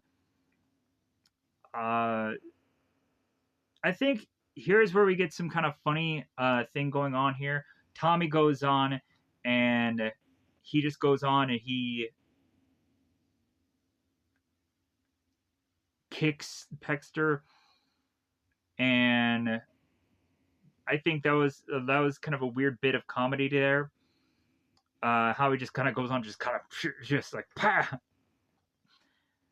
Like at some point here, like the Rangers facing off against all these monsters are to honestly remind me of the Power Rangers movie, where the Rangers go into that construction site and they face off against Ivan Ooze's foot soldiers.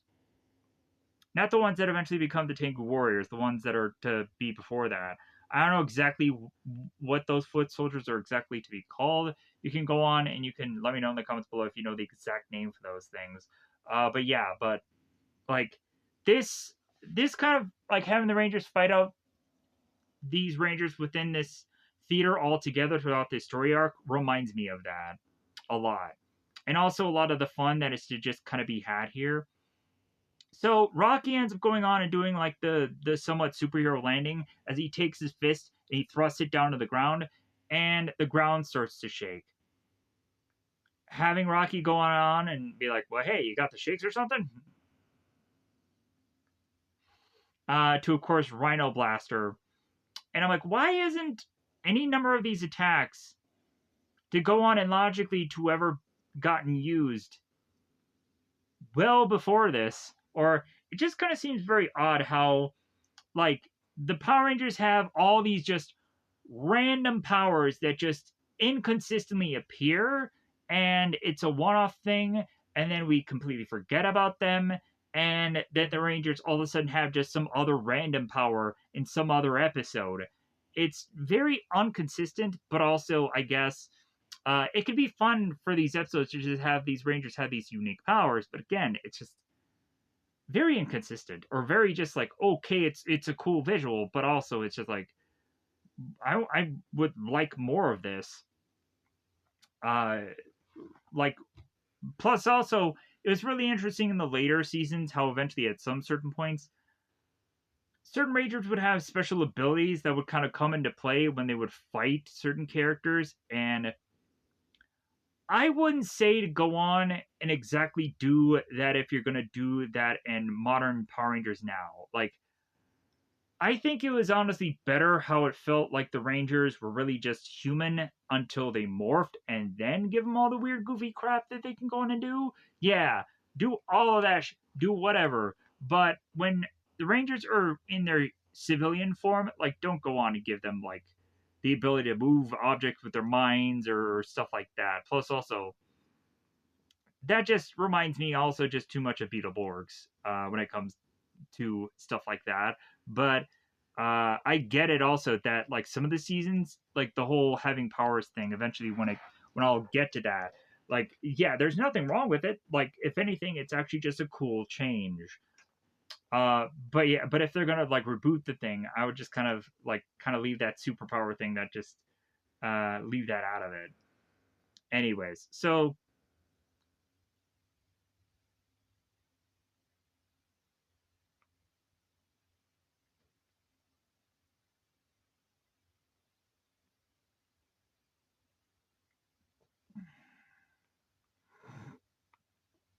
what am I doing here?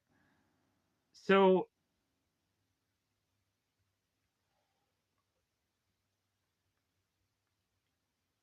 Rocky's facing with Rhino Blaster. Tommy's taking out Pexter. And eventually, what happens is both Rhino Blaster and Pexter collide with one another. And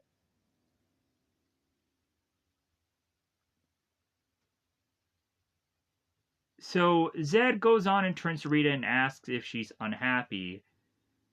And Rita, of course, is to answer with like, "Well, yeah, like absolutely, of course I am." So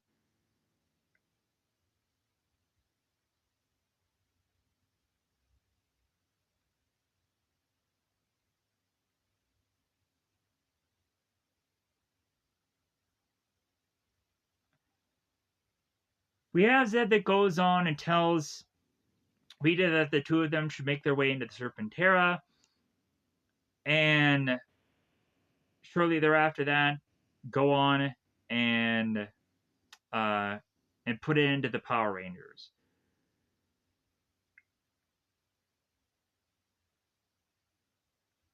So both Zed and Rita are to go on and leave, as everybody is to go on and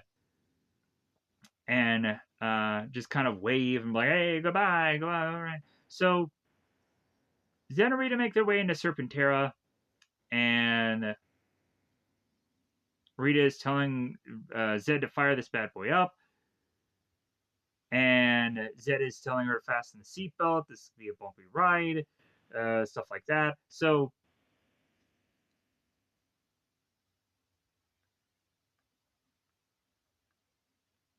Serpentera goes flying by the moon, and there's a sign behind Serpentera that says "Just Married." Yeah, we have that going on.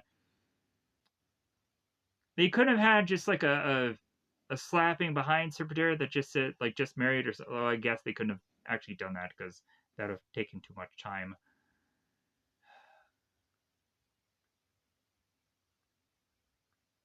Back now at the theater,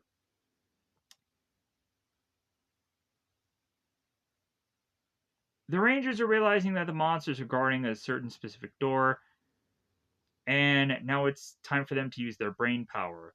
The Pexer's head just appears right in front of them and scares the crap out of them. And so after the Pexer's head disappears, the Rangers all huddle together to come up with a plan. Bulk and Skull are now going on and noticing some koala bears, as one koala bear is hanging on top of another.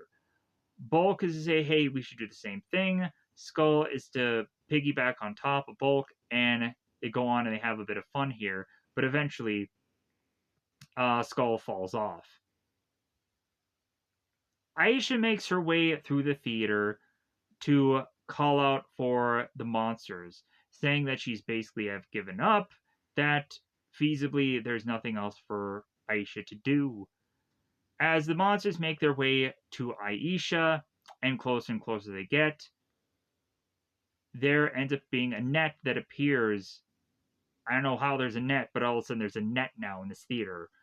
And it falls on both Rhino Blaster and Pexter, and they go down.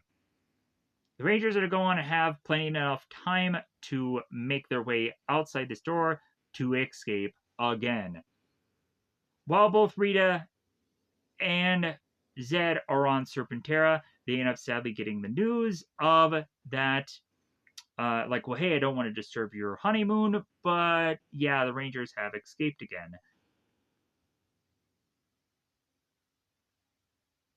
Because this is an emergency.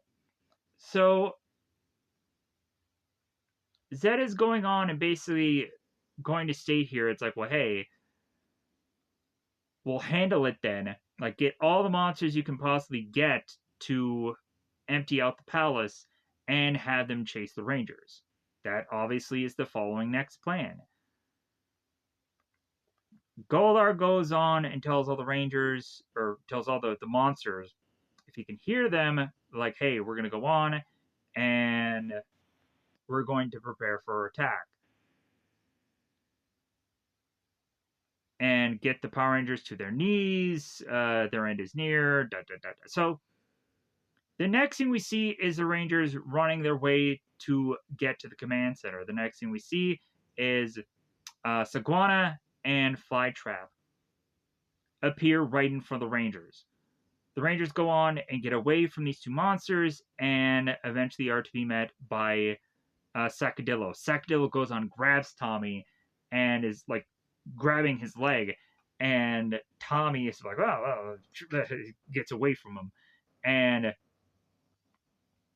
Tommy sees the command center off in the distance. We then end up seeing Robogoat and Lizinator. Lizinator, I don't know where he comes from, but all of a sudden he's just there.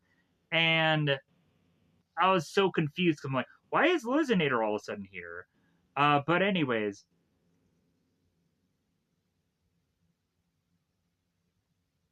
both Lizinator and Robogoat, they kind of get nowhere here, and they just fall onto the ground. And so this is a pretty good visual here, even though we're seeing it from well off in the distance. So Rita and Zed are watching from a screen on Serpentera the Rangers being chased by a number of monsters, and I'm like, man, even though this is not a great visual, it just looks cool. Like, we can go on and obviously, like, I can zoom in now and see that this visual just kind of looks very much seemingly like a far distance away picture, and it looks pretty good. Like, we have just like rangers up here, and we have just a number of monsters that are all chasing after them. So this is pretty cool. So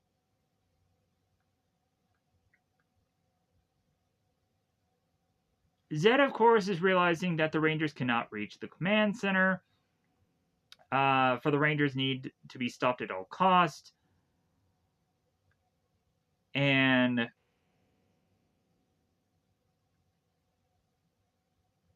but even if they do reach the command center, all is to not be really lost here, because if the Rangers do go on and they make it to the command center, then the monsters will be waiting for them whenever they get out. So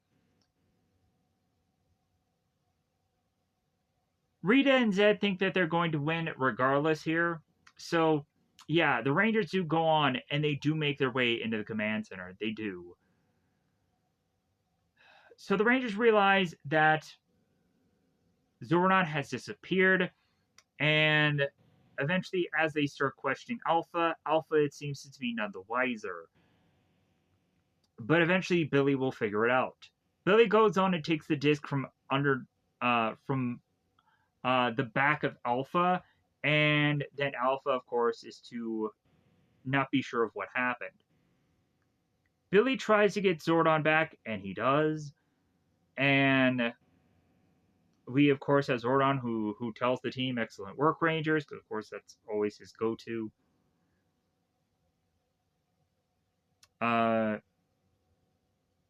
Alpha is still trying to figure out what is going on, as it feels that he needs things explained to him.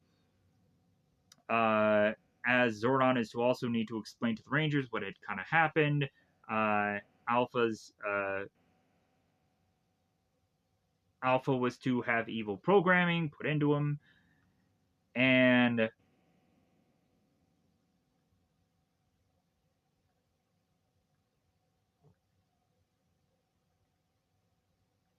Billy goes on to explain how Lord Zed and Rita had supposedly gotten married.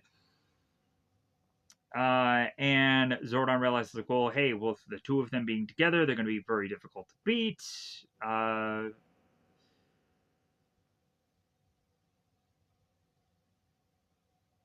Zordon ends up telling the Rangers that Zed has gone on to turn an army of monsters into all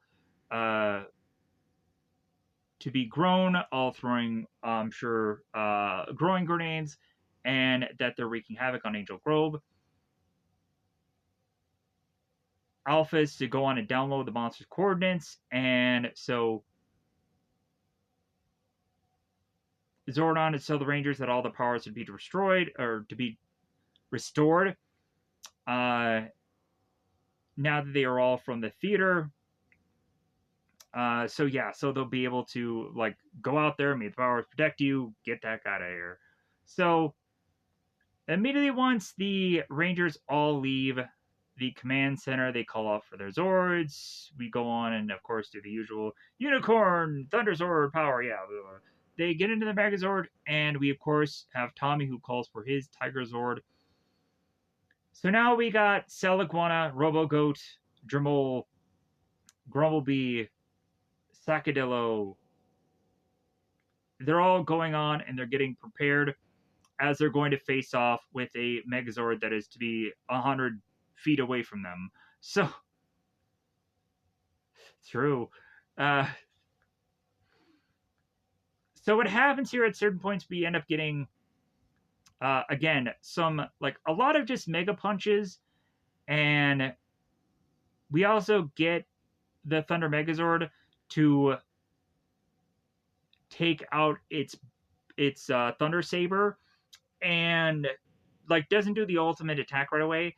At some point goes on and attacks like Grumblebee, and weirdly we get this like odd camera angle where like the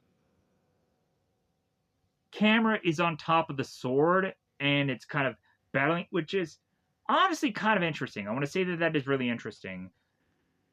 Uh, but then it's also to just be like, well, it also just kind of looks goofy.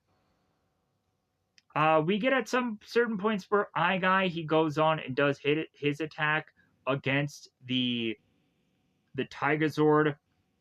We have at one point where Dremel he does his like weird armpit attack, which looked really cool originally done on the show, and it also is just kind of always still interesting here. Uh, we have Robo Goat that has his weird Robo staff going up against the sword that is again on camera angle facing off here, which is like again there's nothing. So Saliguana goes on and breathes fire here, which doesn't I think come off. There's a lot of the attacks that the monsters do to the Megazords, and it doesn't come off well. Like some of the stuff comes off as like the Rangers are going on and they're getting like hit weird by things, and it doesn't quite make sense. But still, like we have to go on and consistently see these attacks occur at some certain points.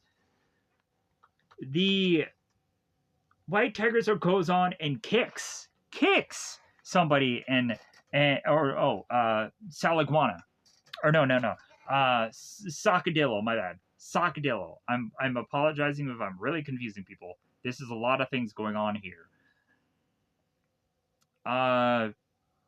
Tigers goes on mega punches, does punch.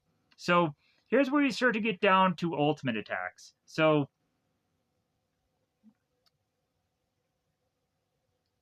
Thunder Megazord whips out Thunder Saber and starts to do ultimate attacks. And the Tiger Zord ends up using the Thunderbolts and starts blasting away. One by one, we start to see certain monsters get taken down. Dremel gets taken down by the Thunder Megazord.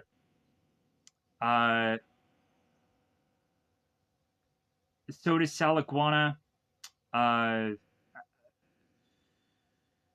I think Grumblebee ends up getting taken down by the Tiger Zord.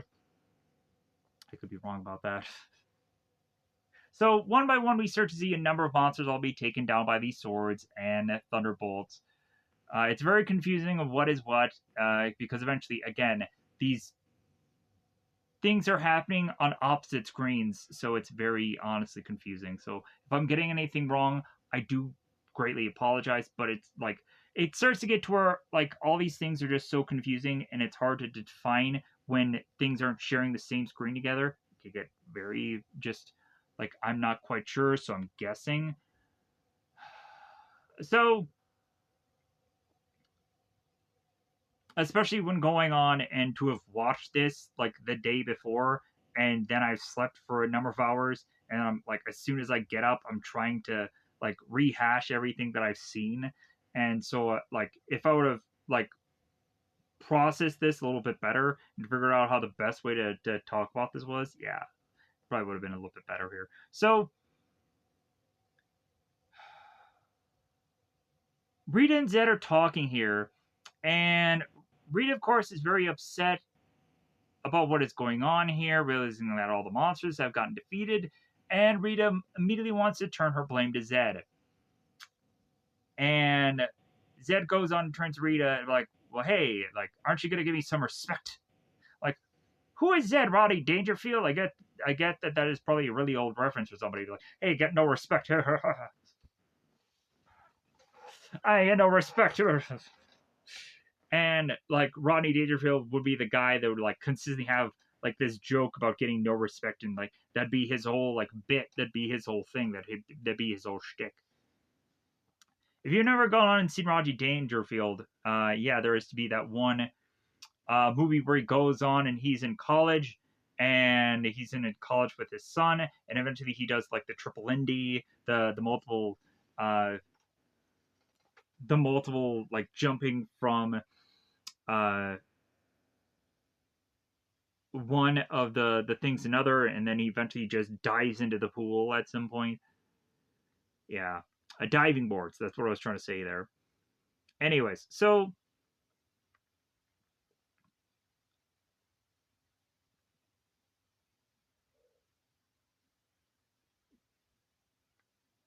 Rita goes on to tell Zed that he will have to listen to her and Zed says will do.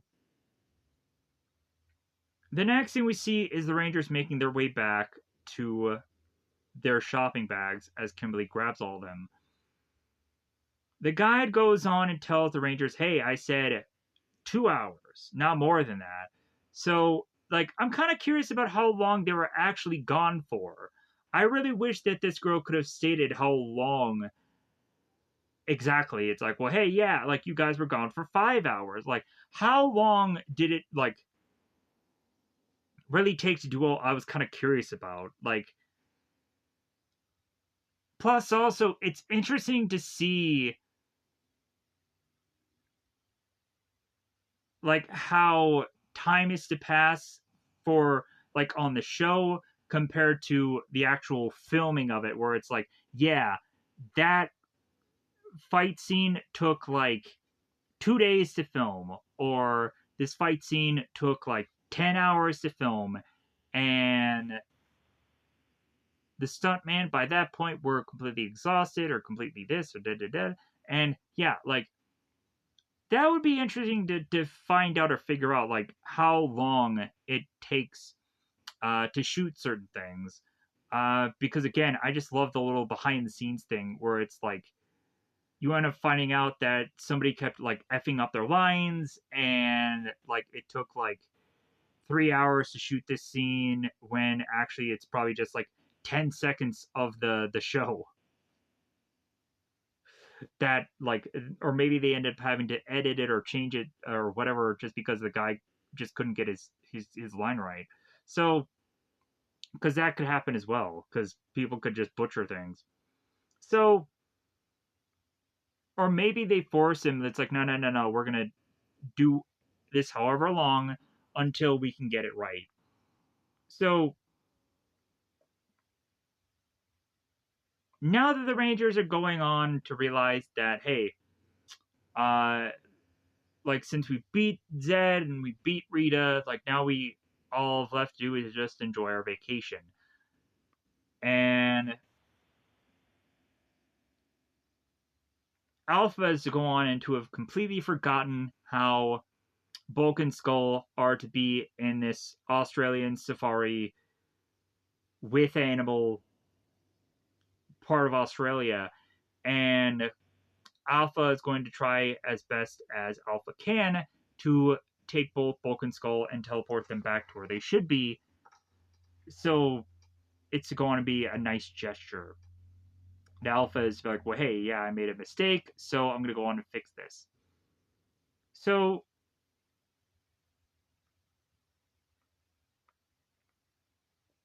once Bulk and Skull are teleported back, we have Alpha that is going on and not realizing how evil Alpha was and imprisoning the Power Rangers, and that she had de-energized, or that Alpha had de-energized Zordon, and Zordon's like, well, I didn't really care about the evil Alpha. It is also quite interesting. I think in one of these episodes, probably the return of the evil, the return of the Green Ranger. There is at one point where Alpha is to turn and go on and say it's like, or Alpha. There is at one point in one of these episodes where Zordon goes on and he turns and says like, "Did you hear what he said to me?" And the way that he just says it is just so, like, in my opinion, I got a good laugh at that, because like I think you could take that thing out of context and like that would be a hilarious thing to go on and pull off of that. But anyways,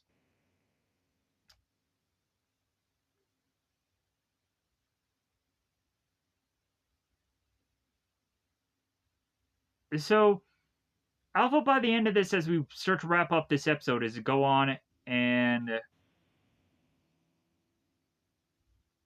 start to ramble off into talking about how, like, well, I'm glad that I'm not the who I was, but no matter who I was would have been. And so like Alpha goes on to this whole thing and to where it gets more and more confusing and to where Alpha just kind of gives up on it. It's like, ah, well, whatever. Like, so the episode just ends. Uh, so here's where we go on into the Return of the Green Ranger, Part 1. So we go on here and have Mrs. Appleby. So for how the story arcing of the wedding started, how Mr. Chaplin had come to the class and is going to announce like, "Hey, everybody's going to Australia."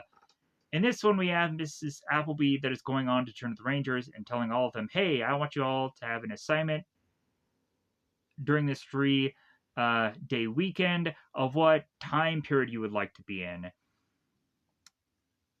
and do a whole, I think it's an essay about it." So, or just really just an assignment about it. So, as Bulk and Skull make their way out of the class, they're again realizing that, like, well, hey, yeah, enjoy your 3 day weekend, but yeah, we still have this stupid assignment that we have to do. So, if there's any little detail that I am to go on and miss out about here, I'm sure it'll probably have gotten captured in the other review where I talked about this whole thing prior. So check that out if you think that I've missed anything or you want to hear my first impressions of this story arcing bit of episode. Check that all out. You'll probably go on and you'll probably like that more or like this more. I don't know. Either way, I'm here to say that I'm going to be talking about this anyways. So,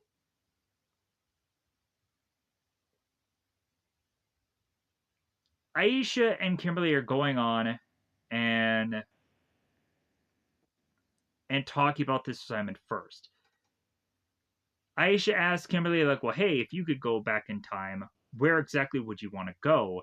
And Kimberly's like, well, yeah, I'd like to go back to a year ago where I can go back to Galleria while they were having this huge sale. And Aisha's like, yeah, I don't think that's what Mrs. Appleby exactly meant.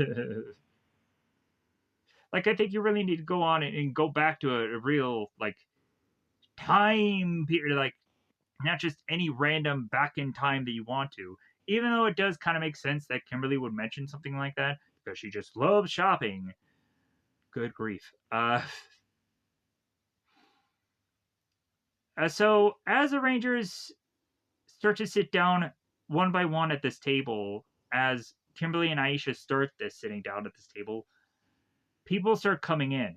Rocky starts mentioning how he wants to go back to Vikings times, and Tommy goes on and mentions how he wants to go back to the days of King Arthur. Zed goes on and says, man, I'd like to go back in time to get rid of all these Rangers and to where they will be out of my way forever. So as Zed and Goldar start talking to one another, Goldar realizes that there's a possibility that Rita can go on and call upon the Ghost of Darkness, which is to go on and just be this weird skull that has these like crystal looking things behind it. And as Zed and Goldar start talking about the Ghost of Darkness, Zed goes on to state to Goldar that more than likely there's going to be no way of convincing Rita to go on and do this, because if anything, like, you really have to go on and you have to ask Rita at a very specific way right now. So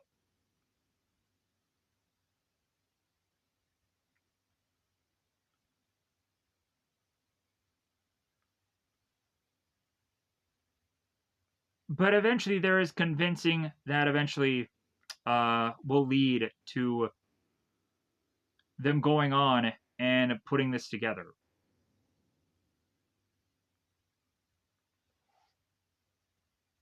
After Zed is to go on and do his like evil regime as he always does, like, oh yeah, like uh if anything, Power Rangers will be a faded memory, and I will be able uh to finally control the world as his throne turns. Bulk and Skull are going on and they're doing Thumb Wars. We didn't notice it, but we go on and we notice it now. Rocky goes on and asks where exactly Billy would like to go as a time period. Billy, of course, goes on and is to always be somehow Easter egging or what have you. Like we had the Halloween episode where Billy was to dress as, I guess, supposedly Einstein. And of course, Billy's answer would go on and have him be that he wanted to go back in time to visit Einstein so he can work with him or work alongside him. So I'm like, well, yeah, obviously Billy's going to go on and say that as an answer. So we then have Adam. Adam is to go on to be asked this question. And it seems that Adam's answer is Renaissance times. Because if anything, the Renaissance times seems to be romantic. Because yes, Adam is to always be ever the romantic. The thing that we can laugh about and find it goofy about him, but also be the thing that finds him so endearing and that we can enjoy about Adam's character so much so. That he is always to be wanting to get with women, even though we don't actually see him quite often be dating people. We always assumed at some point that Adam and Tanya would have ended up together. That means to make the most sense. But ultimately, yeah, I would like to know how many Rangers would go on to have dated the most people. Whether it's a Ranger or whether it's a not Ranger, I would just be kind of interested in that statistic. Because yeah, I think Billy has gone through a number of different women already in this show so far, and Tommy, of course, has gone on to date Kimberly, He will at some points have like Catherine's, and eventually there is that time where he goes to go to that whole skiing resort thing, finds that girl, yeah, da, da, da. Like, yeah, there's a number of situations and things where we have to go on and figure out how many times people have probably dated up on this show. Also, Zach having the girl that he had in the show. Anyways, pushing on. So, Bulk and Skull are hearing off in the distance about Adam and his choice. Like, you're making me sick. Uh, get a load of that geek. So, the Rangers are all going on and they're finishing their studies. So the next thing we see here is the Ghost of Darkness talking to Rita. Rita is to go on and is to, of course, ask the Ghost of Darkness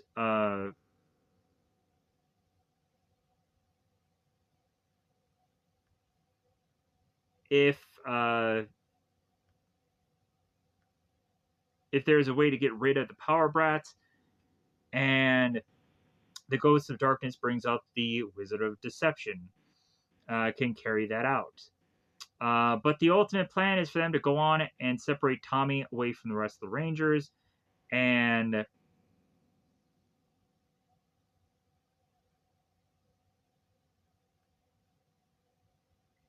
so we would go on to let me pause here for a second. All right. So the Ghost of Darkness is to go on and to realize that the Wizard of Deception is to go on and exist and send him out onto Earth, because realizing that this will be the definitive thing to wipe out the Red Ranger, as of course the Ghost of Darkness explains this to Rita.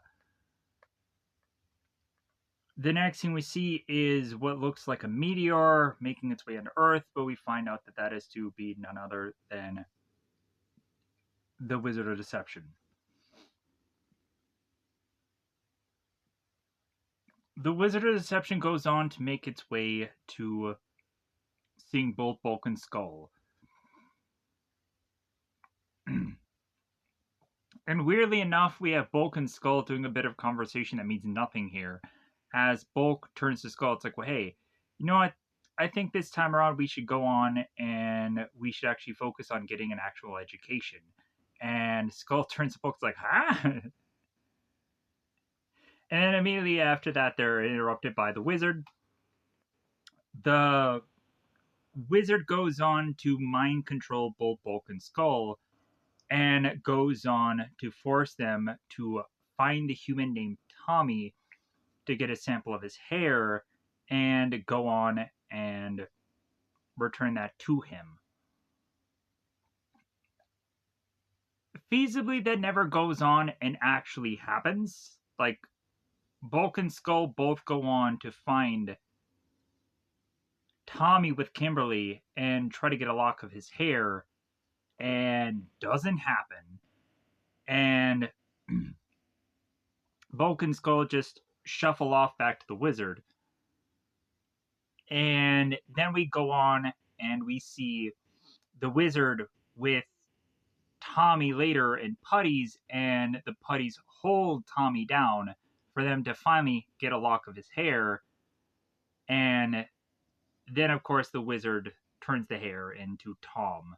But anyways, we're kind of getting a little bit ahead of ourselves. So, as the wizard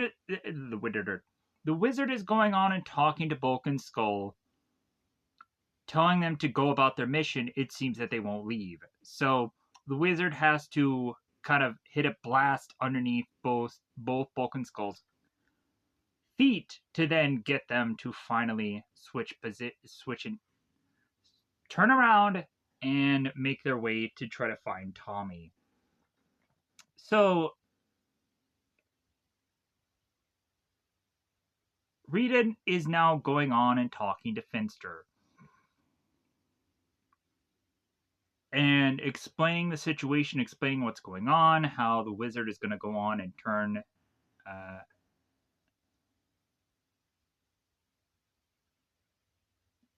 a the monster's going on and or the wizard is going on and making and creating another Tommy. And Finster is telling Rita how that's a great idea for them to have their own Tommy now, and them recreating the Green Ranger, the evil Green Ranger, and that this will finally be the one plan that'll defeat them. Because, man, we have to go back to that same well over and over and over again in this dialogue. That, like, I can understand how a bad guy will need something to say here. But every single time of dialogue with Zed and Rita here, it is just consistently their hopes and pining away of just defeating this team. It's always that, forever that. And I think that is just be the one just big problem with the show. It's just like, man, you can't give your bad guys better freaking dialogue than that. Just change it up a little bit more than just your hopes and dreams and pining away. They're gonna be able to beat these range. Like we've heard that like 100 times now. I think at some point, like Power Rangers can also, for like adult viewers, to become more of a drinking game. It really can. So transitioning here to Tommy and Kimberly, they're holding hands together and they're walking their way through this area. And it's kind of nice to see Tommy and Kimberly. They're holding hands. It seems like they're kind of couple boyfriend and girlfriend here. Speaking of that, when they did Super Ninja Steel, Jason David Frank had turned to the actress who had played Catherine, Kat, and asked her for the two of them to hold their hands as they were kind of making their way to the portal because they want to remind the viewers that the two of them are still together. And also, it's just a thing for their characters. So, and ultimately, is to just kind of still show that their relationship is to be well intact. It's just the thing of just the cosmetic look of that, as well as also realizing that both Tommy and Catherine have a son named JJ, anyways. But still, it is what it is there. So now here's the goofy dialogue that goes into this episode. So we have here where Kimberly is going on and asking Tommy, like, well, hey, what are you going to do for your day? And Tommy's like, well, like, I'm thinking about working out. I'm thinking about doing this. And Kimberly's going on and saying, like, well, hey, me and Aisha, we're going to go to the mall. We're going to go to this. They're like, hey, do you want to go with us? And Tommy's like, no, I think I want to go on and I'm going to work out. Like, I think I want to go on and I'm going to do what I had planned. And it's interesting how already that, like, that dialogue between them, like, it honestly feels like either Kimberly didn't at all listen to Tommy or, like, their dialogue just doesn't make sense here. And we go on and again just double down on this stupid bit of dialogue because eventually we'll have Tommy that goes on and re-meets up again with Kimberly and is to go on and mention how he's not going to the mall, how he's just going to leave and figure out about his headache and figure that out. I'm like, Wait a minute, Tommy, weren't you going to go on and work out? That's the biggest problem I have with this bit of dialogue here. Like, that has got to be the cardinal sin of acting, is to just have like a bit of that just like, what was this? Uh, like, what was the problem with this specific bit of just stuff of exchange of whatever this was? You could probably say that there could be some number of time passing, and Tommy could have already worked out and maybe thought about joining Kimberly instead, but then just decided, no, no, no, no, I'm going to do something like maybe there was any number of this specific scene where they had gone through a number of different cuts in a number of different attempts, and Tommy and Kimberly had no idea which take was to be taken. I have no clue. You would have to definitively go on and see if this bit of dialogue specifically had a number of takes to be done, and what specifically did they go with, or if these two actors didn't know where the dialogue was going. So yeah, it could be any number of problems here. But this dialogue just sounds very clunky. That could be another just crappy thing about this three-parter here. Anyways, in the background, both Bulk and Skull start to pop up, and Kimberly and Tommy start to notice. Tommy is to just be like, okay, what is Bulk and Skull doing? And it starts to distract them from their conversation. As Bulk and Skull try to grasp for the scissors to try and cut Tommy's hair, Bulk and Skull quickly have to rip the scissors away and thrust it into an armpit to disguise that the scissors aren't really there. We, of course, have Tommy to ask Bulk and Skull what the heck are they doing, and Bulk and Skull to reply with nothing. As Bulk and Skull now have to make their way to escape, Tommy is to go on and ask what the heck is up with them. As both Bulk and Skull are going on and trudging their way to make their way back to the Wizard or the Master, or whoever this guy really is. I don't really think Bulk and Skull, either one of them, really do know, because really if they would have said the Wizard or something, they would have actually been more accurate. But regardless,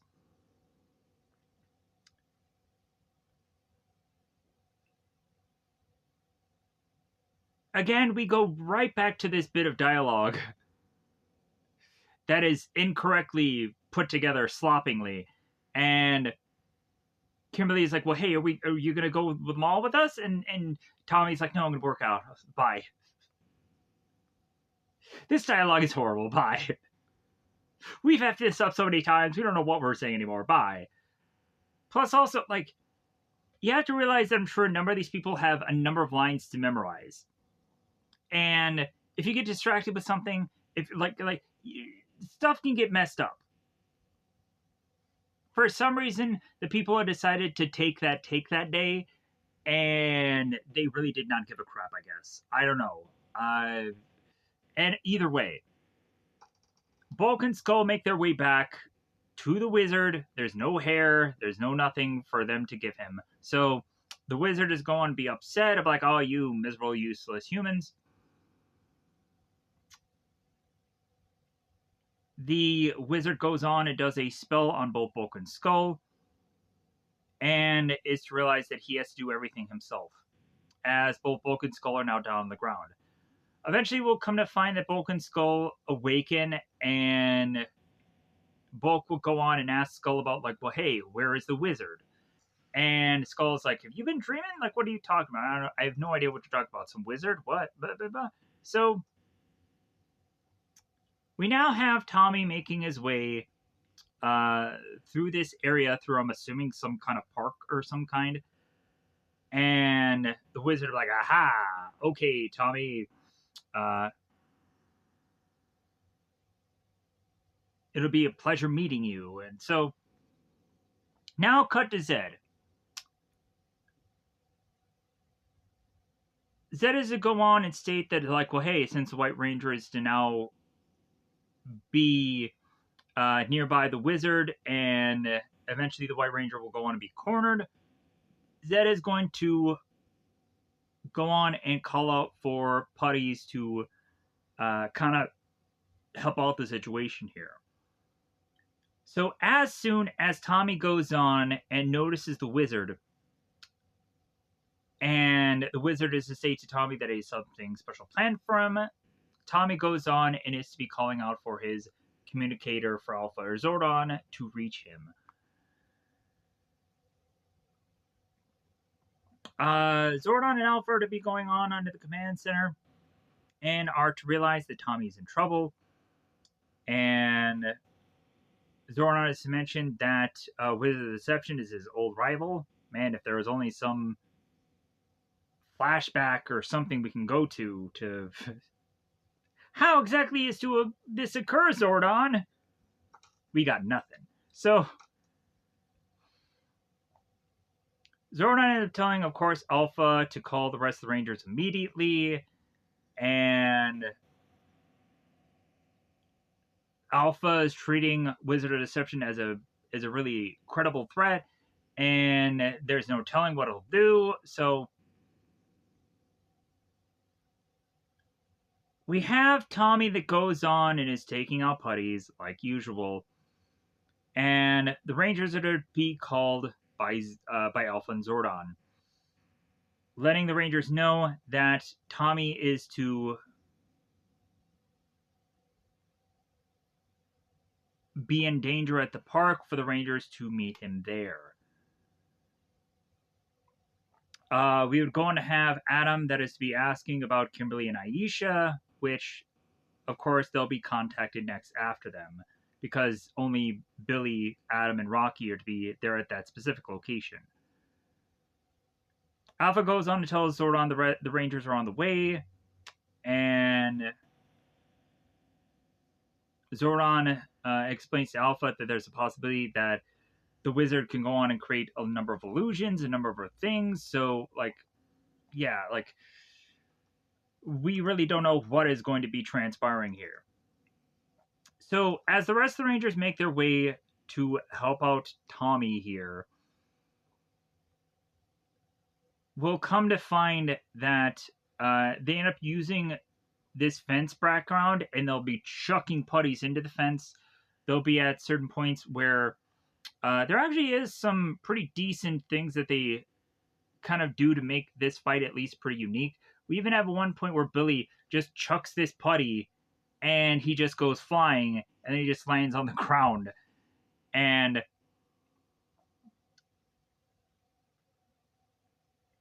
there is also the point where the putty goes on and grabs Tommy and flings him, and then he just does this like weird spin consistently. This like Tommy tornado that kind of reminds me of the movie where Tommy at one point goes on into this spin where he like goes down and then he just starts like doing this spin and then he hits the monster and then the monster goes flying into the wall and then that's like the last monster that hits the wall, opens the door, and you know where that's going if you've seen the movie.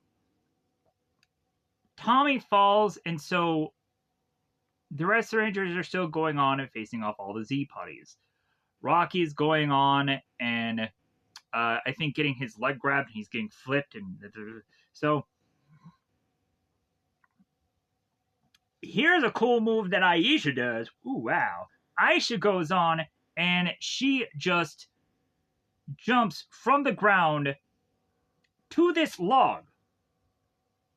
That is some skill. But not only on top of that, Aisha goes on and whips out the splits and kicks both the Z putties and takes them down without probably actually legitimately hitting them. It's true. If you probably pause it just right, you probably realize that probably got nothing but air. But hey, honestly, like, none of the fighting also has to be rather smooth anyways. So, I'm being nitpicky. So here's where we go on, and the putties grab Tommy.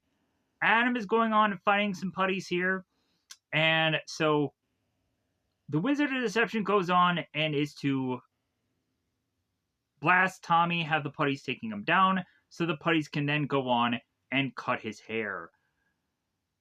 One of the putties goes on and gives the hair to the Wizard of Deception, and both Z putties and both Wizard of Deception disappear shortly thereafter.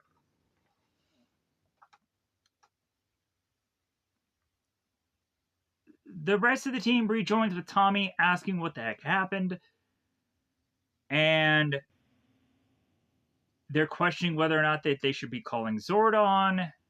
What was up with that lizard dude? We also have at a point where the Rangers go on and they ask Tommy if he's okay, and Tommy will state that he has a headache. It won't be probably in this scene, but it'll probably be in the next one.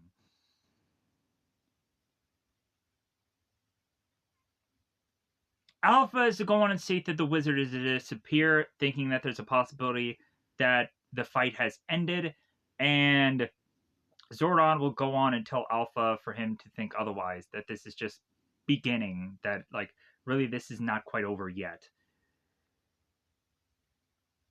So here's where we have the Wizard of Deception going on and taking the bit of hair, putting it onto the ground, and using his magic to create Tom, the green head-bended variation of Tommy. Oh, also, while they were doing the wedding, and while Tommy was also in Australia, we'll come to find that Tommy was actually going on and wearing a green headband, or a green bandana, foreshadowing to us that I guess he was going to eventually have at some point where he was going to face off against the Green Ranger.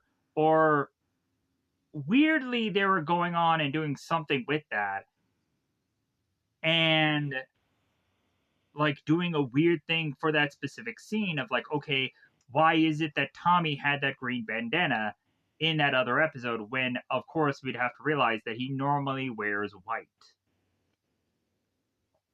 Was Jason David Frank to go on and be very excited that he was going to go on and become the Green Ranger again?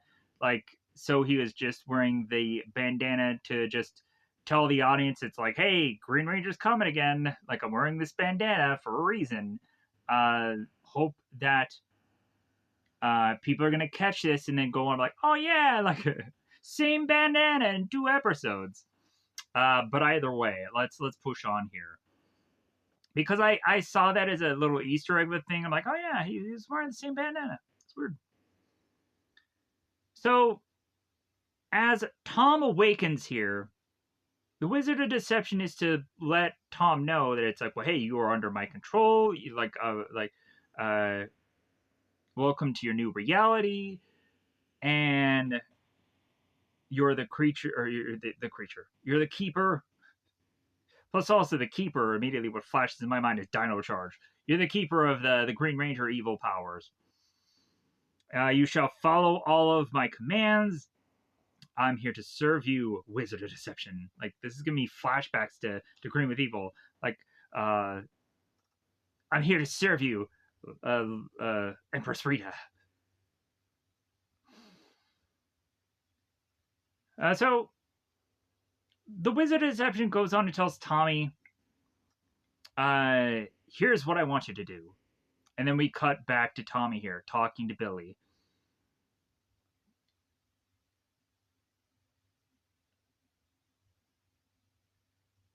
Billy here goes on to explain about the Wizard of Deception, about the possibilities of warping reality, and that it's a possibility that all of their nightmares will eventually become true. And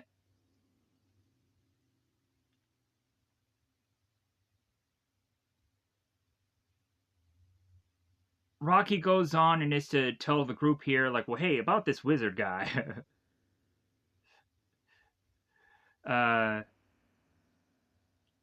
If we all stay alert, we can beat him. Sure, just generic nonsense that just. You might as well have told the whole team, hey, if you're not afraid, it can't hurt you. What other else can you just throw out there, Rocky? What other gem could you just toss to this team that's going to go on and make them just be like, yeah, like we're definitely going to go on and beat this thing. Like it's not like Rocky's going to be the one that has immediately already figured out this monster's weakness and how to exploit it. No, no, no. That sadly is never going to go on, and I think ever going to be Rocky. Sadly enough, that you know what, like there are certain characters that I wish they could have honestly have gone on and made them smarter. And I really feel that like Rocky out of everybody has been mostly written as a dumb character. He's a fun character, but fun dumb character, but it like and like I think Rocky out of all people really didn't need to be a dumb character, but he's just that character because there's nothing else for like they give like Adam like the wanting girls thing, the romance, the guy who kind of has to consistently figure out ways for him to get the girl. He's like Adam in some ways is kind of like Zach, oddly enough, but where Zach lacks, I think Adam kind of has more of being close to being a kind of jack of all trades. Like at some point he can be the smart guy, and at some point also he could be the guy who comes up with like the strategies and so. But it just like it also doesn't really seem that like still Rocky, Adam, and Aisha are to really be characters that have like still not quite exactly been unique enough yet, oddly enough, and they may not ever go on and get to the point to where we're easily sold by them until it's too late, probably. And that's kind of sad, but that is what it is. Because eventually we'll go on into the next season, and there's going to be Ninjetti things, and there's just going to be people that end up leaving the show. Yeah, so I'm getting into all that. I apologize. Moving on. So, if anything, there is, of course, to be an asking of what the next move is, and it seems that there is no next move. Zordon is not going on and telling the team for them to go on and do anything right now. So, if anything, let's just go about our day. They're realizing that, yeah, keep a communicator or just kind of keep it alert all times. Like, we're going to kind of be on the edge of our seat here to just see, like, when we're going to go on and find out if there's going to be some problem that is to occur. So, here's where Tommy goes on and tells Kimberly that he's going to skip the mall today and that he'll catch her later because he's going to go home and take care of his headache because he's Bruce Willis from Die Hard Visions. Because this is Goonies 2. Of course, you probably will have no idea what that reference is from.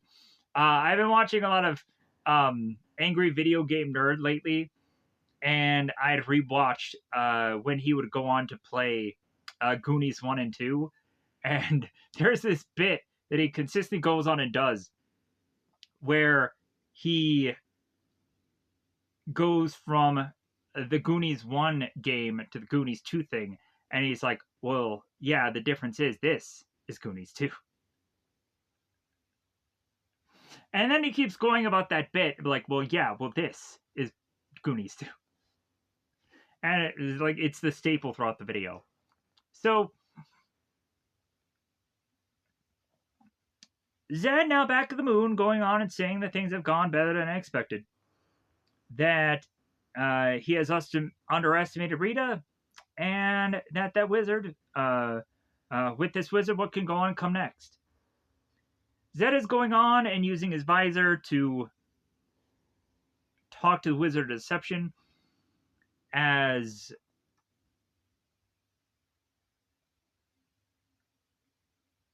Wizard of Deception's plan is to try to get the rest of the Rangers out of the way.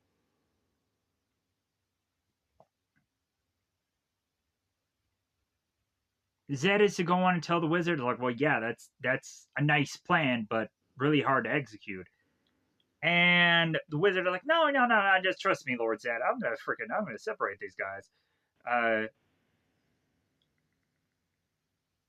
The Wizard states that, like, yeah, the Rangers are gonna go far, far away.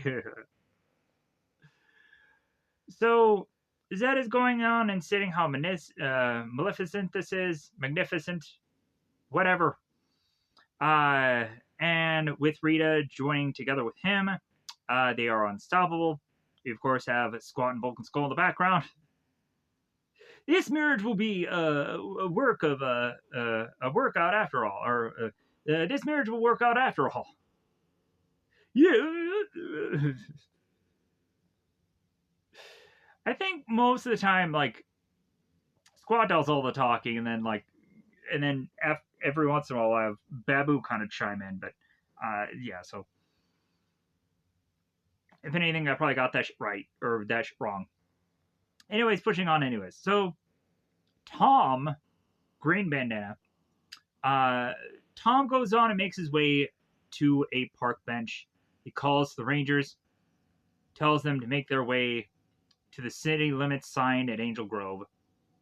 There, of course, is to be an obvious reason to go to the city limits sign, because the Rangers will make their way there. Once they travel back in time, the sign thing will be the only thing that can tell us that they went to the same spot in 2 different time periods. And that actually will be a pretty smart thing to have them go to this specific sign. So the sign goes on to the city limits to say the population, and goes on to say, I guess, the number of feet of Angel Grove, I guess. So as the Rangers call them all to the city limits sign, the Rangers all rush to Tommy asking, hey, like, are you okay? Tommy goes on to tell the Rangers that Zordon had said for them all to meet here. And Billy's like, well, okay, why does Zordon want us here? Like, how about we go and we call him and we ask him why? And Tom's like, no, don't call. Don't do that. And Billy's like, huh? So, and then Adam's like, well, Tommy's right. Like, maybe we shouldn't go on. Maybe we shouldn't call Zordon. Like, if Zordon wanted us here, then, like, we should fairly soon figure this out, right? Shortly thereafter that, the Wizard of Deception appears. The Rangers are like, well, hey, let's morph. Tommy stops them, tells them that they're way too late, and the Rangers all realize, oh, Tommy's turned on us. He's turned evil. Tommy has always been a guy that has been evil. Even though more times than not he's been good. Every once in a while he'll be slipping into that evil. So if I were to have been all the other Rangers, I would always be going on and be kind of metaphorically always sleeping with one eye open when it comes down to Tommy, because this guy flips heel baby all the time. Bad guy, good guy, yeah. Tommy is the person that is adjusted so many freaking times compared to everybody that you want to trust him. He's technically the leader of your team, but also sleep with one eye open. So here is where the Wizard of Destruction goes on and is to time shift the Rangers back to the 1700s. We have Billy and the rest of the Rangers that are grabbing on to the city limits sign.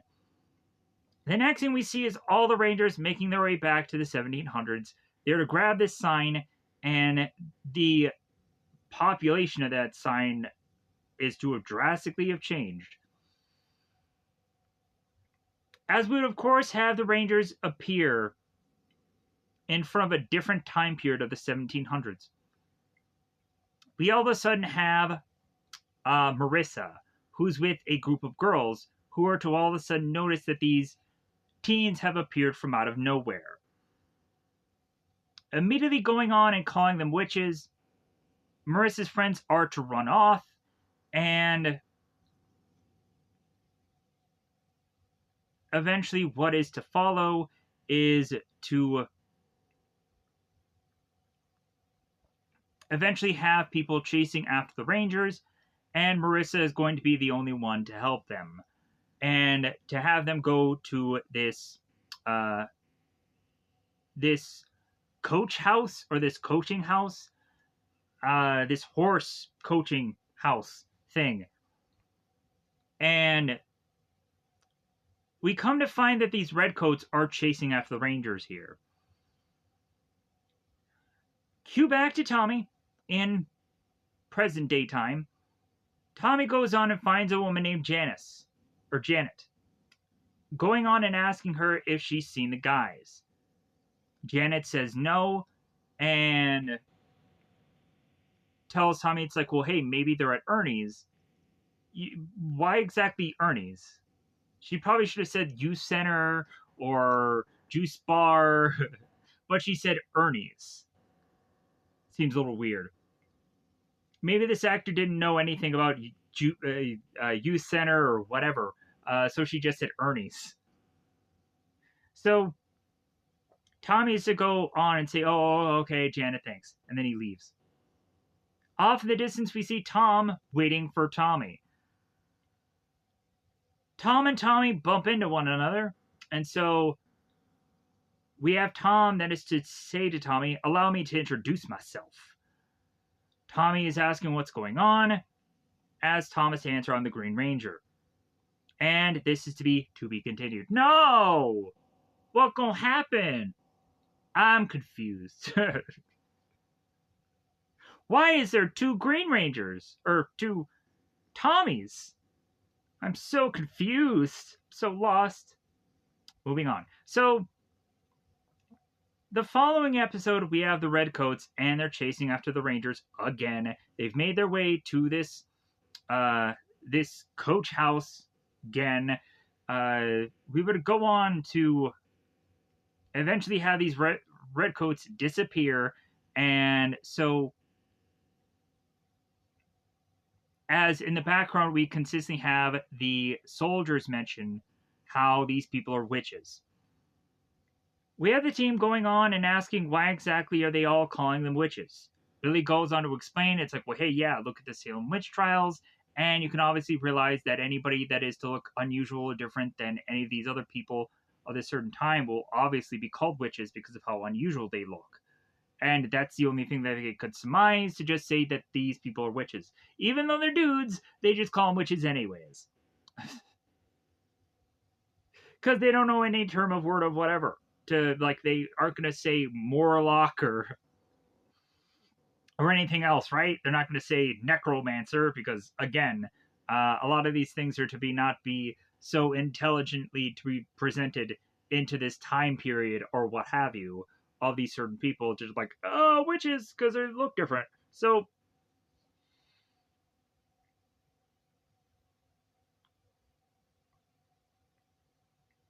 Billy, when going on and talking about how he talks about at a certain olden time,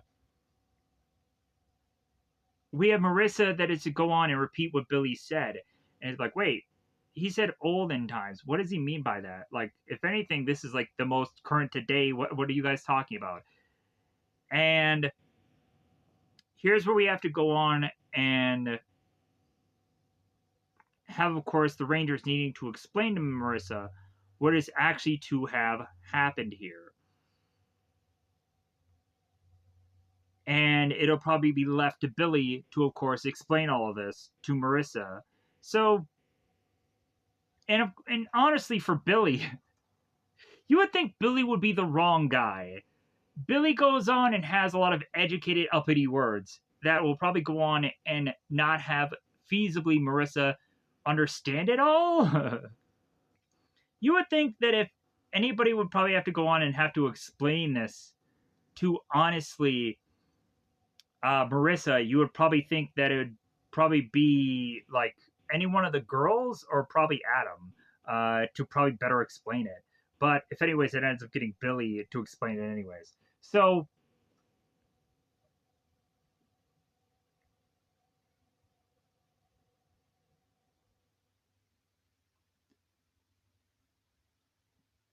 Tommy and Tom face off against one another. Tommy tells Tom that's like, well, hey, if you're like me, you shouldn't be evil. Because again, Tommy used to always think that eventually he will never be, of course, a ever evil person in his life.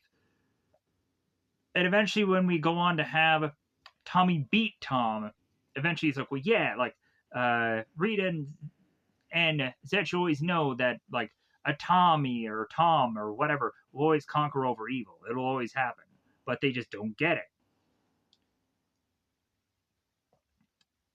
So Tom goes on to tell Tommy, it's like, well, hey, everybody has a dark side, which makes a lot of sense. We've seen so many Rangers and so many good characters flip at some point. We've seen Alpha flip. We've seen Billy, who's going to go on and probably be evil multiple times within this thing. I think the way that they end this season, I think, has Billy be evil at some point. Yeah, like, there's so many characters that eventually become evil. You could probably say that Rocky may have slightly tweakingly become evil when he was just effing off and having fun in that episode, even though logically that is not really evil. That's just him just not having a care in the world, so that's not exactly evil. But regardless, evil adjacent of a spell. But pushing on here. So Tom goes on to tell Tommy that he is more powerful than the White Ranger, and that Tom tells Tommy that he's gonna have to go on and fight against himself. Pretty good. Just the Tommy Tom banter between one another is actually really good. I really enjoy it. But anyways, uh,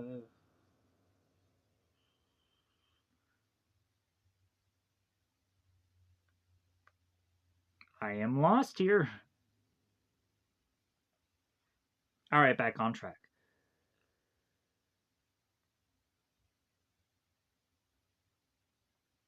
Zed is to go on and state the mission accomplished is to be had this day, and Rita is to appear here, and as Goldar is to be putting Rita down. I like the whole gold baboon thing. I really like that they go on and they call Goldar a gold baboon here. I think at certain points they may have probably stated that a number of times, but like honestly, when I had heard that, it just hit me really interesting.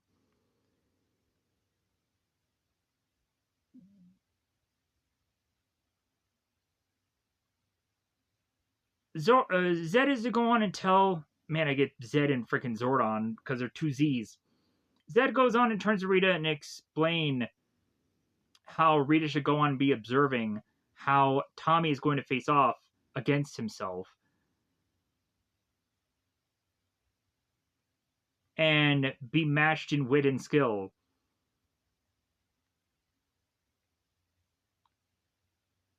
And that there's only one difference between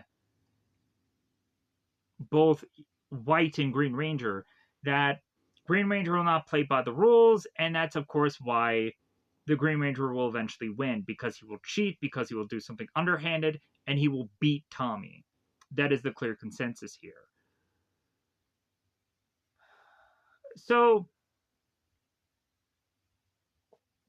Zed and Rita are to think that they are to win, so they realize that they should just dance it out here. Again, I think this is really to just try as much as possible to soften Zed up to a number of people that have all gone on and been afraid of him for whatever goofy reasons.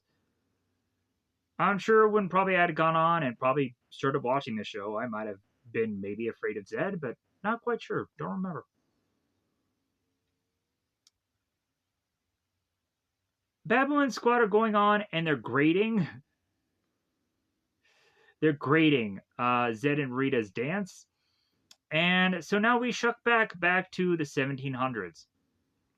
After Billy has now gone on to explain what had entirely happened to Marissa off camera, because heaven forbid we want to take that time to have to re-explain that on camera, because hey, we just went through seeing that all ourselves. So let's cut to the quick here. So again, as the soldiers are still trying to go on and find the Rangers,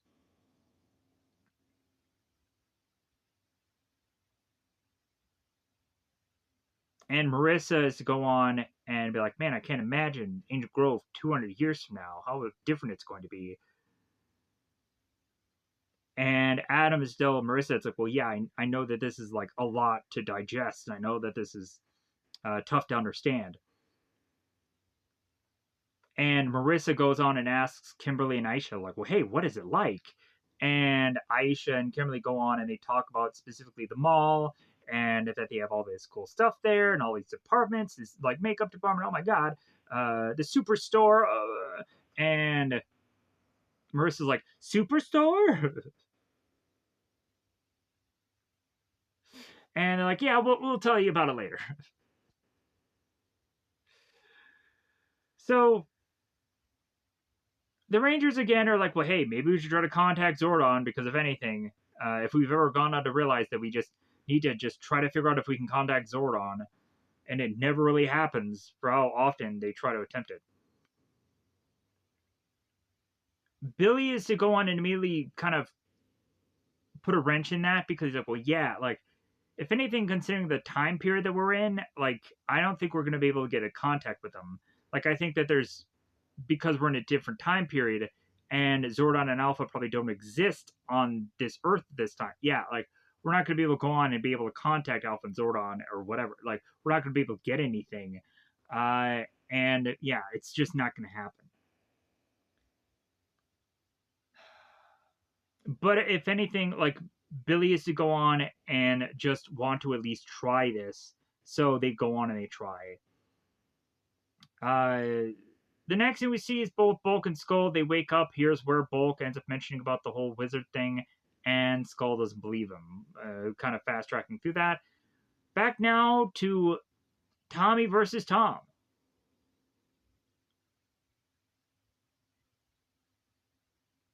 Tom goes on and tells Tommy that he knows all about him. He knows all his secrecies and weaknesses. Tom, what kind of secrets does Tommy have? I'm really Jason David Frake. I'm an actor.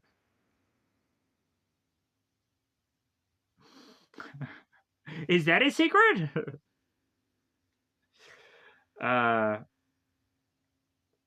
So Tom goes on and tells Tommy, hey, since I know all your weaknesses and I know all your secrets, how about you just go on, you just give yourself up to me and surrender now. And Tommy's like, well, hey, if you really knew who I was, you know I wouldn't do that. Like, how stupid is that? Come on. Come on, Tom. Green guy. Whoever you're going to be right now. So now back at the command center, Alpha is going on and detecting the disturbance in the force, I mean morphing grid. And going on and seeing both Tom and Tommy talking here.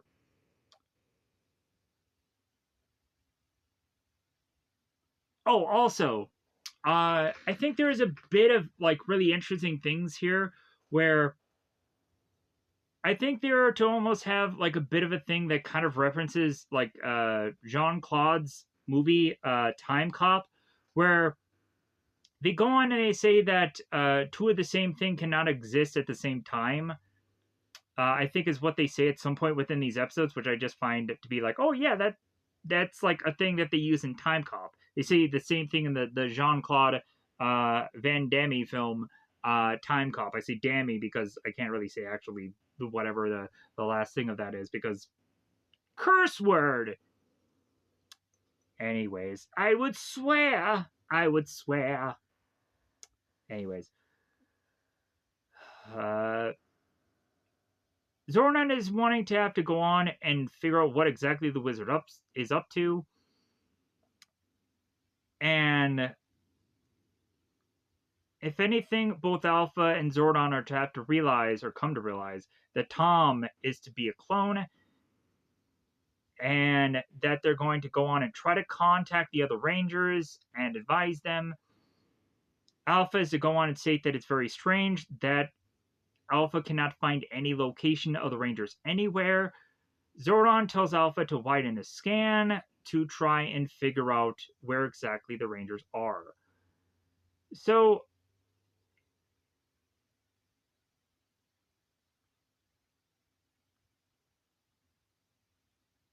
back with Tom and Tommy. There's still a little bit of an exchange between here as Tom is to go on and say, it's like, well, hey, because Tom had just gone on to say, like, well, if you knew me better, you knew that I wouldn't give up to you. And so Tom's response is like, well, hey, if that's the way you want it, then I guess the Green Ranger versus White Ranger is what you're going to get. Both Tom and Tommy turn to realize the Wizard of Destruction is to be near them. Tommy goes on and realizes that he's going to morph because of the wizard to appear. And Tom is like, well, I was hoping you were going to go on and say that. Both Tom and Tommy morph, White Ranger, Green Ranger. So the Wizard of Destruction is going on and saying, yes, morph, that's exactly what I wanted you to do.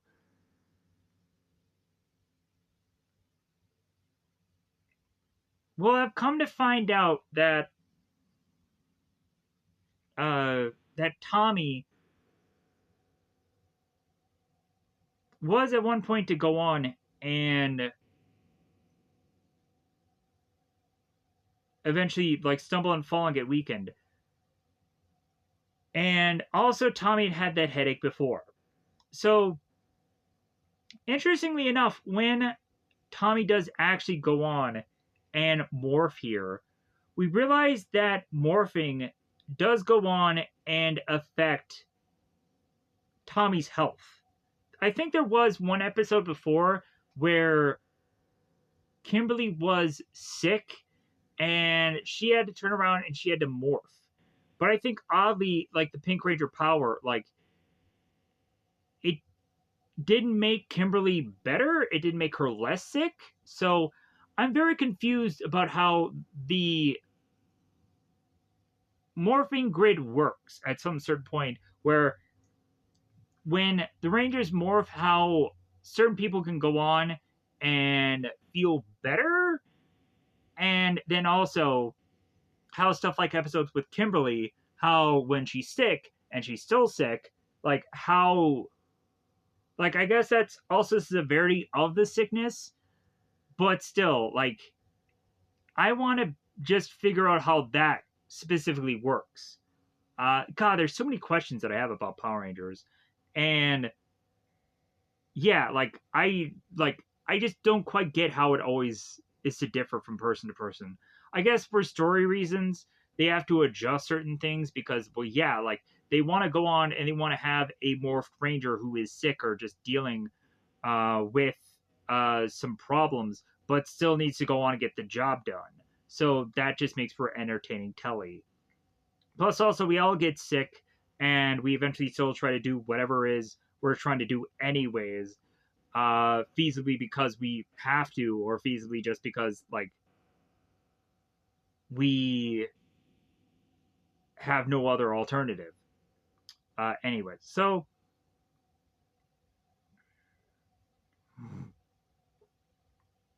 here's where Tommy goes on to like one thing for sure. Two of me can exist in the same place at the same time. So yeah, this is the time cop thing. We have Tom that goes on and says, "At last, we agree at one thing. After I forget, or after I defeat you, I'll be happy to take your place." And that's where we get the fist grabbing thing. Yeah. Why? Why does the fist grabbing happen? Why? So the Wizard of Destruction goes on like, "Yeah, it's showtime. Yeah." He's grabbing popcorn. He's putting it in his fire face goblet thing, whatever that frick that face is, the mask thing is. So Tommy and Tom, white and green, duke it out here.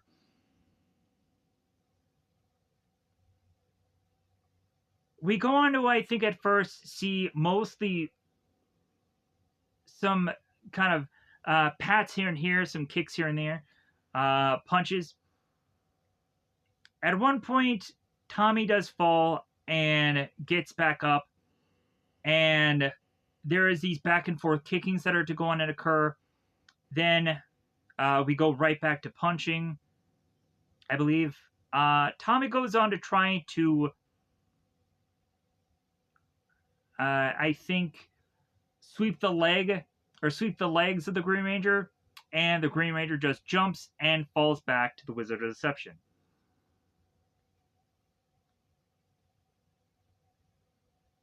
The Wizard goes on to tell the White Ranger how his tendencies has surprised him,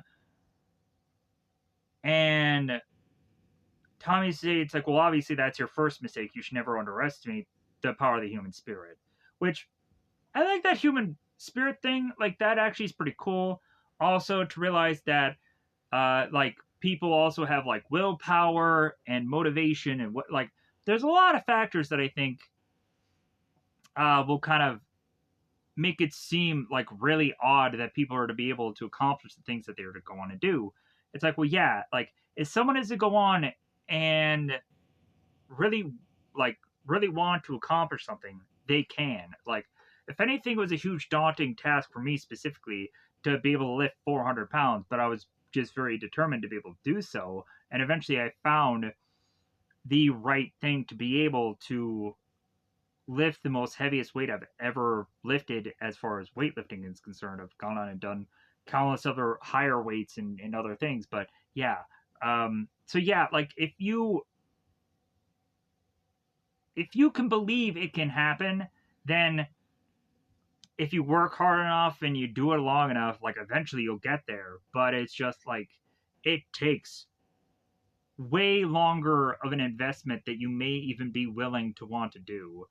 And that's the crapshoot. It's like, uh it's gonna take too long, or you're just gonna luck out, or whatever. But also, you can't go to 0 to 400 and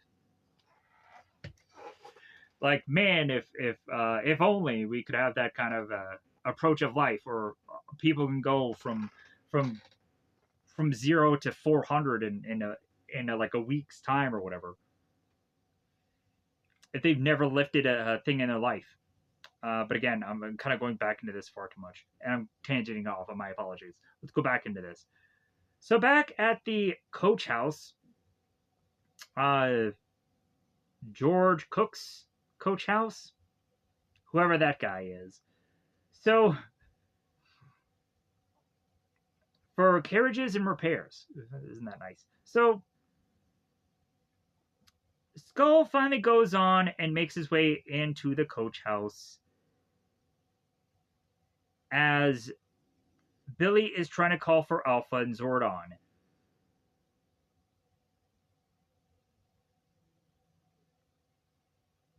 Kimberly ends up noticing Skull and saying, "Skull?"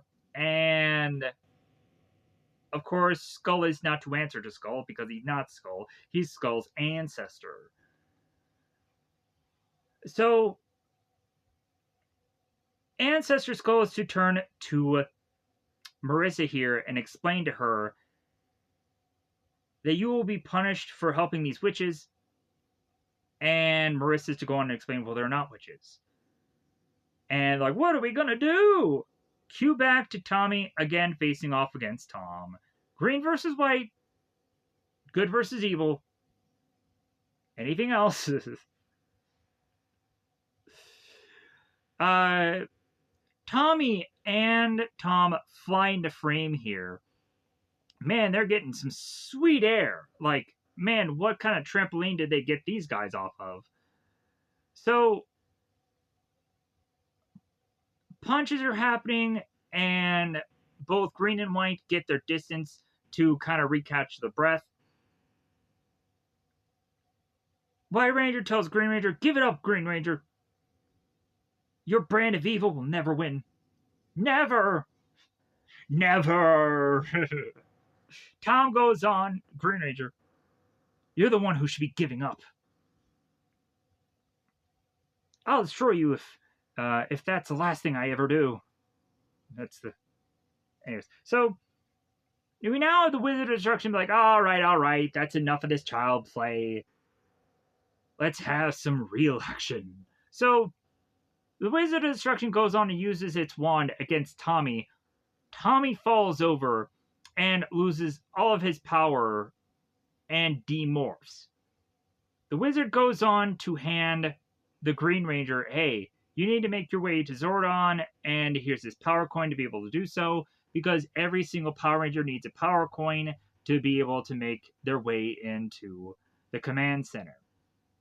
And we really just have to go on and recreate the Green of Evil thing all over again, as well as also just rehashing the same effing footage. I think the only kind of different possible thing is that this time around we don't have the waving of Tommy's hand, but ultimately there's a lot of times where Tommy does the point thing. Hey, he does the thing. So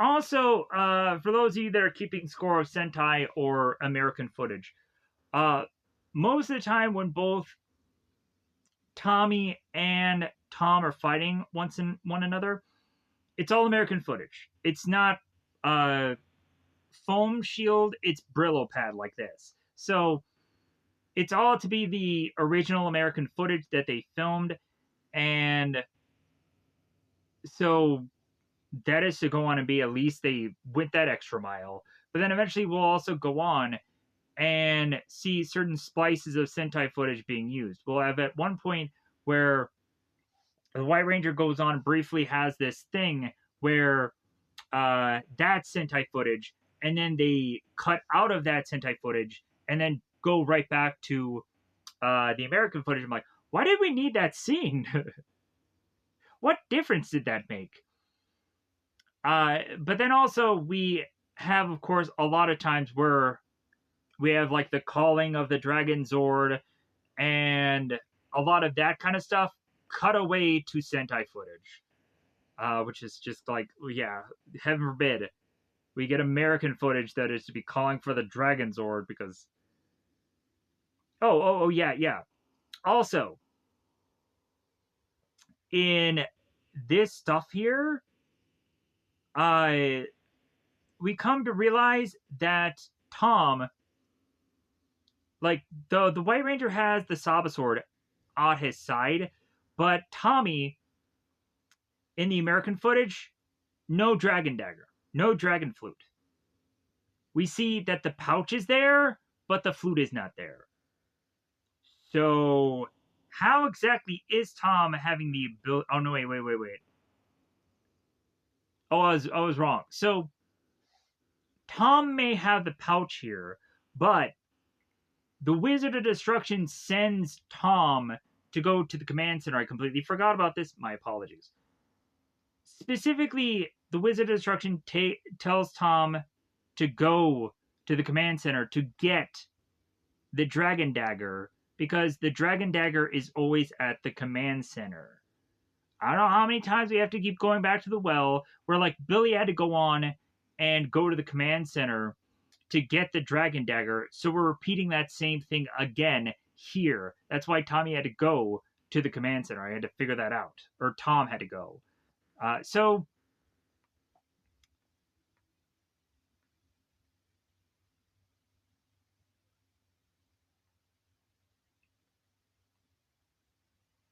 So now we go back to 700 Rangers. The other Rangers in time period 700. So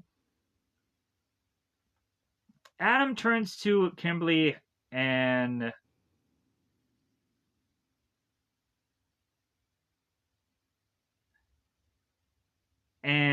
they go on to state that, like, well, yeah, like Marissa shouldn't be punished for them helping them. And Billy goes on to say to the Redcoats, hey, excuse me, if I could have just a minute of your time, I would love to explain everything. Cut back to Alpha and Zordon. So Alpha is going on and telling Zordon that can't locate the Rangers anywhere. Zordon, of course, tells Alpha to keep trying. Tommy can't face this threat alone. Right, Zordon, I'll do my best. Here's where Tom appears, the good old Green Ranger. Wow, this is a cool setup. Oh dear, oh hi, Tommy. Yeah, that's not Tommy. Yeah, that's right, your old windbag. Yeah, that's Tom. So, and I'm here to deliver a message. Uh, tell me what the wizard has done with Tommy and the others. Keep your force field on, old man. Whenever I'm going to tell you, I'll tell you when I'm good and ready. Yeah, just a lot of pointing and a lot of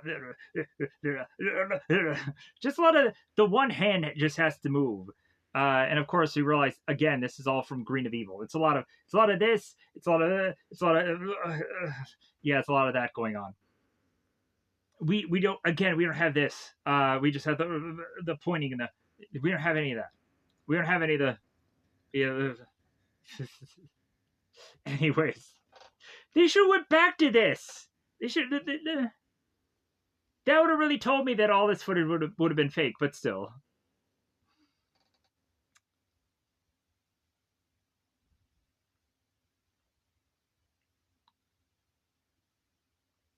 We now have Goldar and Baboon Squat critiquing Rita and Zed still dancing. Oh my god, are they still dancing? They've been dancing for 12 years now. So,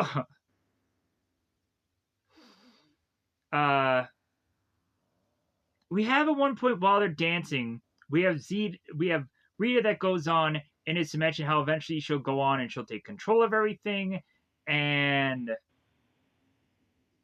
Zed goes on and says, "What did you say, Smokums?" And Rita's to go on and say, "Oh yeah, like I said, you're such a hero.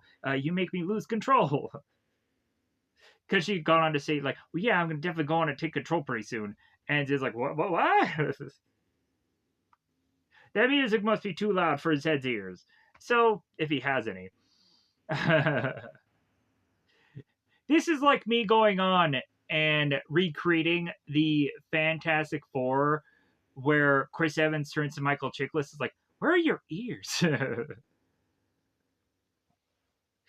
Lord Zed, where are your ears? I'm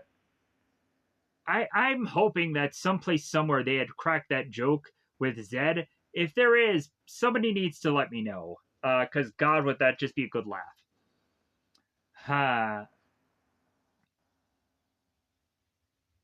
Here's where Zed breaks it to Rita that he wants a baby.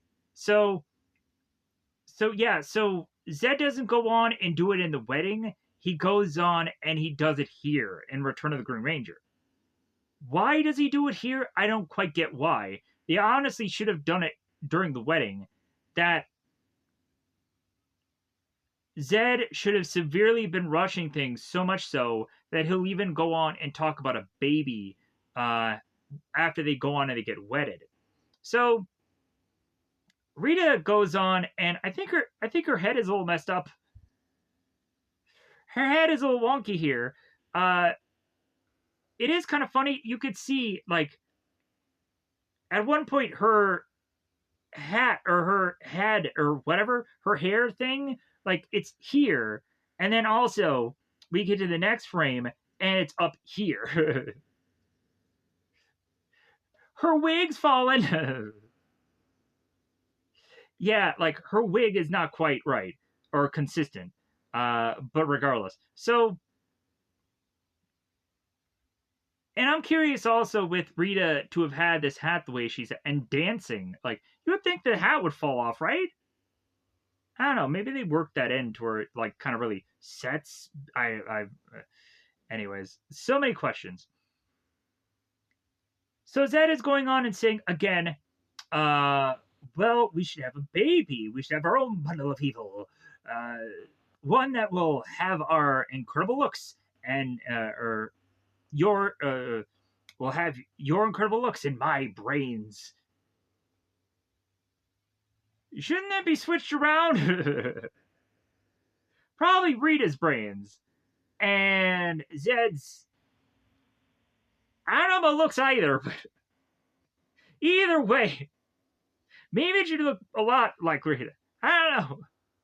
If anything, Thrax just has a mash of yeah, Zed and Rita. He has like weird horns and like he's a mixed mash of just whatever that was. But anyways, so Rita goes on and leaves Zed to rush to Finster, saying that she wants to again, yeah, like the now her hair right here. It's right here. It's right here. Inconsistent show. We had to correct this. So Rita goes on and is talking with Finster and is to say that she wants a now antidote to this love potion. Because Rita goes on and says that she wants a new potion, and Finster's like, of what kind, my queen? What kind? And so Rita goes on to say the kind that will make Zed no longer want to have a baby, and Finster's like, well, that sounds so charming. And Rita's like, I'm not having a baby. Like, I'm not having a Thrax. Have you seen Operation Overdrive, Finster?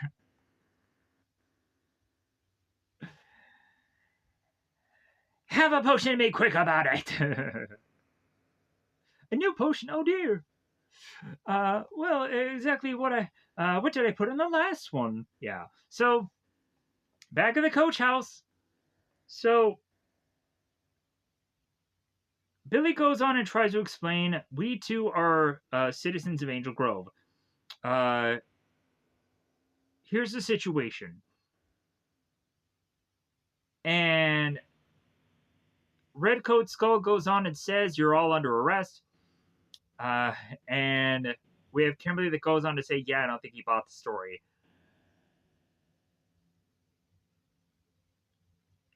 So the Rangers decide that they're just going to run away. And Skull's like, I hate this, I hate this, I hate them. And so the Redcoats follow after.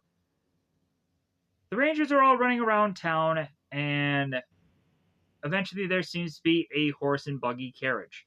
Marissa goes on and is to guide the Rangers to get to this horse and buggy because they will conveniently be able to find seemingly Marissa's Uncle Ben there.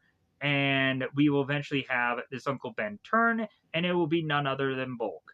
Immediately, the Rangers will all go on and say that this is Bulk, but it's not, because this, of course, is Uncle Ben. Because this is Goonies 2.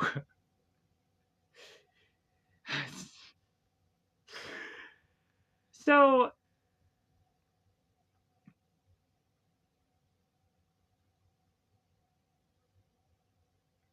we still have the soldiers that are going on and they're chasing after, trying to find where the Rangers are now. And it seems that, again, the Rangers have eluded these Redcoats this day. So now back at the command center. Time to take a good look, old timer.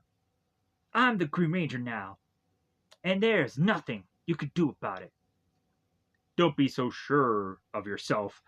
I demand to know what you've done with the Power Rangers. Whatever, uh, wherever they are, history is repeating itself. I warned you. If any harm comes to them, I'll send that stupid robot after me. Get real. Get so real. What are you gonna do? So, Green Ranger disappears, and the one thing they take from all this dialogue is that that the Green Ranger stated that time is repeating itself. So, also, Zordon tells Alpha, it's like, well, hey, maybe considering they're not in the Angel Grove place right now, maybe they're in Angel Grove at a time. So maybe we need to go back in time as far as we can to try to find the Rangers. And Alpha's like, yeah, that seems like a good idea, but if anything, that's going to take so long to do. Because they don't know exactly how long ago the Rangers are. So now back with the Green Ranger and the Wizard of Deception.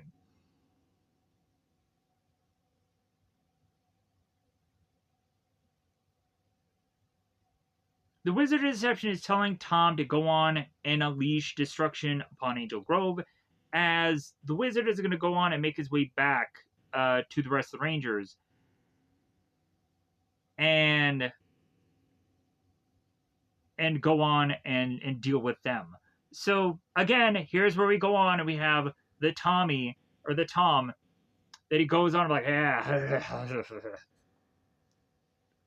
We have the fist grabbing again. So now Marissa and Uncle Ben, they're with one another, and the Rangers are all going on, and they're thanking Ben for kind of protecting them, and they're grateful that they lost the soldiers, and the soldiers have no idea where they are right now. Aisha goes on and is to complain to Rocky about how her foot is hitting her, and Rocky's like, yeah, I'm not doing that at all. Aisha ends up getting up to realize that there are rats behind her. They end up freaking out about rats. Aisha goes on and tells people to stop laughing at her. And here's where the Wizard of Deception appears. That's good to know that you've especially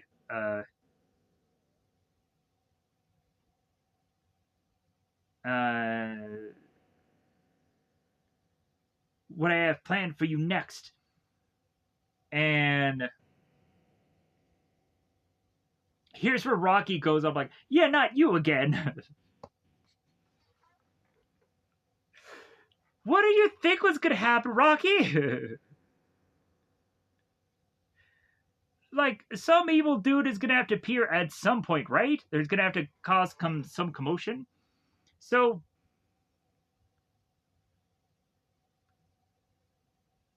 the Wizard of Destruction goes on and brings the Rangers news from home, going on and telling them that the city is about to be destroyed, and it's too bad that you're not going to be there to see it because you're back in the past. You'll never get away with it. Adam goes on to say, and the Wizard of Destruction is to say, well, I already have. How did someone say, or no, wait, now, did someone say anything about rats? The wizard goes on to then change the rats into rat monsters, going on to then have the rat monsters be chasing the Rangers. The Rangers go on and they try to morph here, and nothing happens. Isn't this great? So the Rangers are kind of thinking about fighting the rats, but then Billy goes on and tells them, no, it's far too dangerous. They're unpredictable. Like, we could really get hurt here. we might as well just try to run away from them. Everyone tries to run away from them, so all the rats are chasing them now. That is their master plan. So while the Rangers are running off, at some point the wizard is to use some magic ability to fire off some blasts.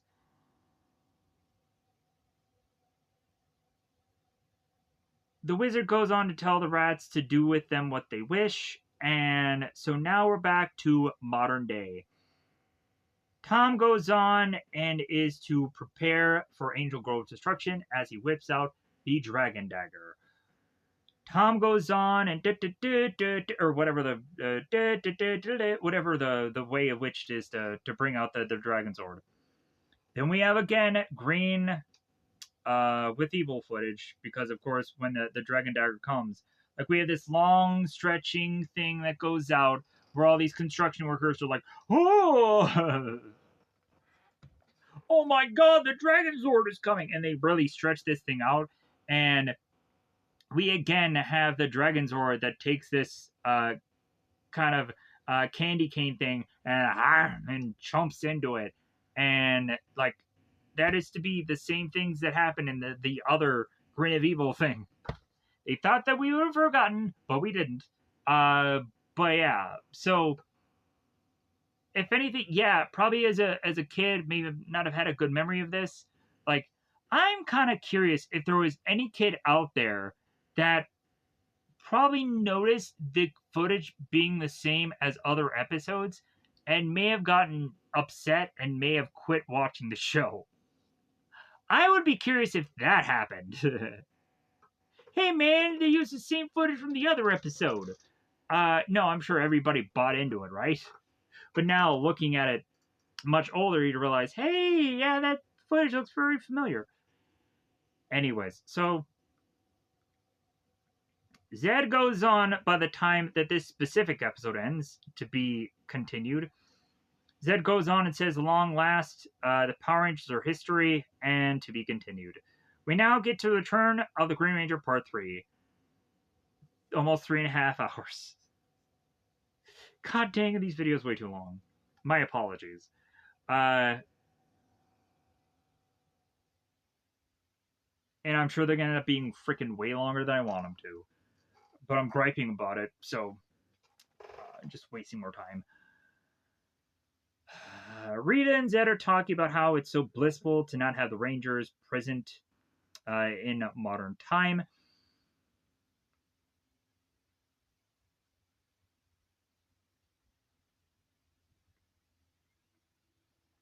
Rita is telling Zed that maybe Zed should check up on the wizard.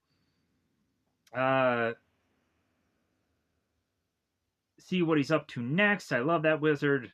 Huzzah, huzzah, that wizard. And Zed goes on to state that that is a pretty good idea. If I do say so myself. Ha ha ha ha. So,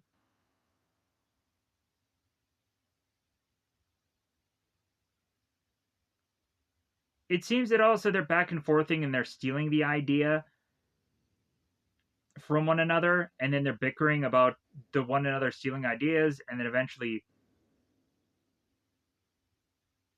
they turn to Golar and ask who the idea was, and then eventually there is the making fun of Goldar as of course he chose a certain side.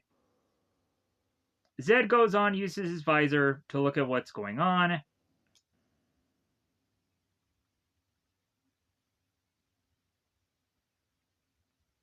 Zed goes on and talks to Wizard of Destruction.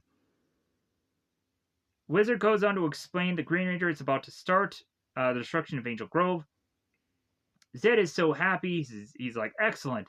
First Angel Grove, and then the world. Green Ranger goes on, dragon flutes, and is to conjure the dragon dagger, or the dragon Zord, out of the water. Here's where we go on. We see the construction workers are saying, clear the area, as of course the dragon Zord is making its way out of the water.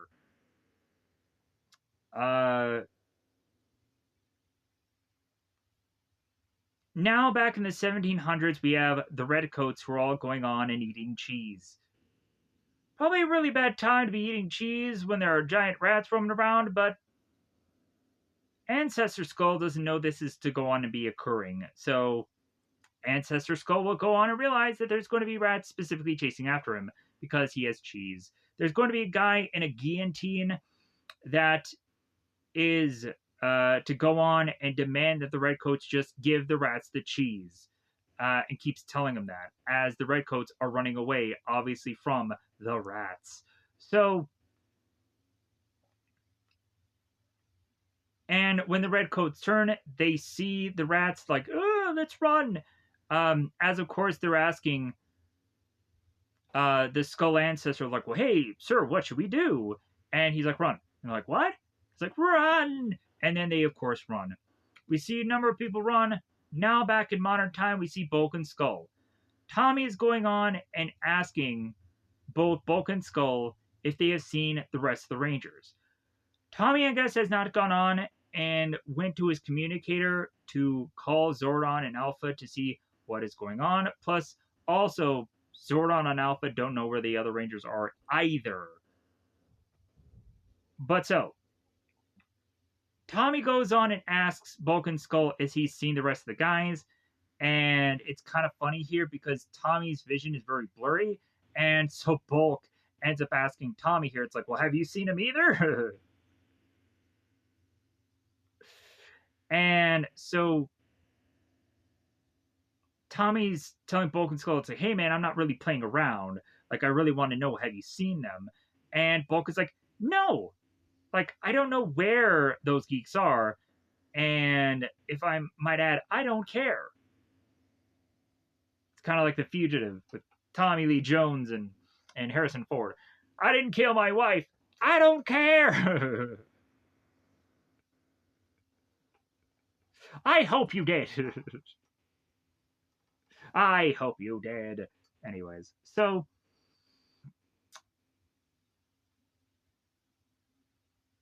Bulk and Skull are going on and realizing that Tommy, he doesn't look too good. Tommy goes on and tries to make his way up the stairs as Zordon and Alpha are watching on. They're realizing that Tommy, it seems, is to be kind of a very small percentage, but we don't know exactly how small of a percentage because, again, Power Rangers aren't exactly good at percentages. Is it 50? Is it 20? Is it 30? Is it what is it? I have to keep going back to the well. It's been such a long time since making that joke. Please help me not just think that that is stupid because man, I miss that.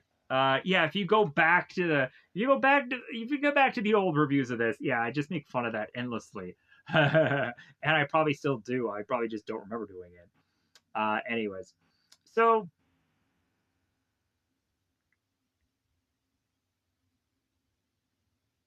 also, so Bulk and Skull go on and say that like maybe the reason why Tommy's off is because too much martial arts.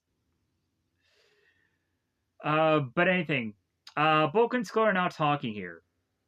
Uh, Zordon ends up asking Alpha, "Has there been any luck finding the Rangers?" And Alpha's like, "Well, I found Tommy, and so Zordon goes on to realize that it's like, well, yeah, like if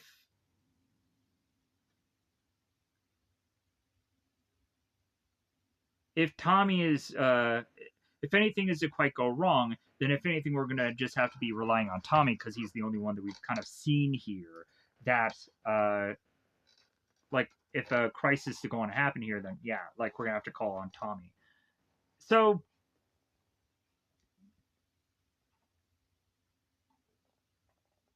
because we have to realize that soon the Green Ranger will call upon the Dragon Zord, and if he's successful at that, then things could really be disastrous. So Tommy ends up getting called by Alpha and Zordon. Zordon ends up telling Tommy that there's an emergency, that The Green Ranger has called upon the Dragon Zord, and this is going to be a big crisis for how the Dragon Zord uh, is very powerful, even though it's evil. Yada yada. So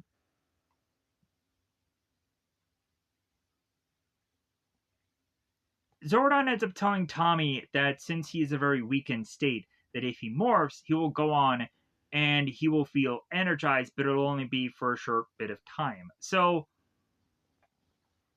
that again makes me go on and question the whole like if somebody is sick thing, if somebody like what level of real like issue like that's the reason why I want to go on and actually watch this whole entire season of like all the episodes that I've ever missed because maybe there's an episode that goes on and specifically handles this and like I don't have the knowledge of it because I've never seen it before.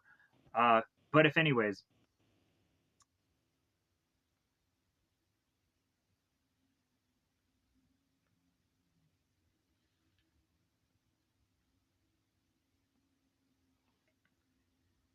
Alpha and Zordon are of course quasi worried about Tommy because of the fact that Tommy's going to go on alone against the Wizard and the Green Ranger, and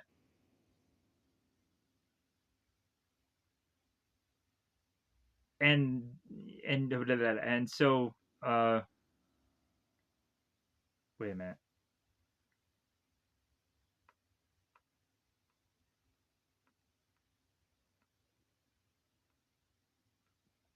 Oh, and here's where they go on and they talk about his weakened state, and yeah, that again, if he morphs, that he'll be re-energized. So that's I kind of really talked it well ahead of me, but yeah, I was kind of like, what the heck is going on here?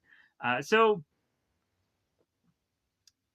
Tommy goes on, gets out his dragon flute, and is to of course call for the Dragon Zord. The Wizard of Deception goes on and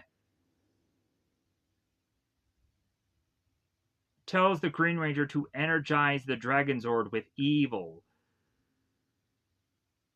So that way the Green Ranger can take the Dragon Zord under more control. So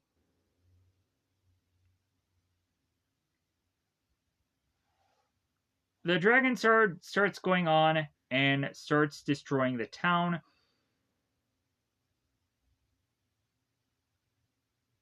And Tommy makes his way into morphing and facing off against uh,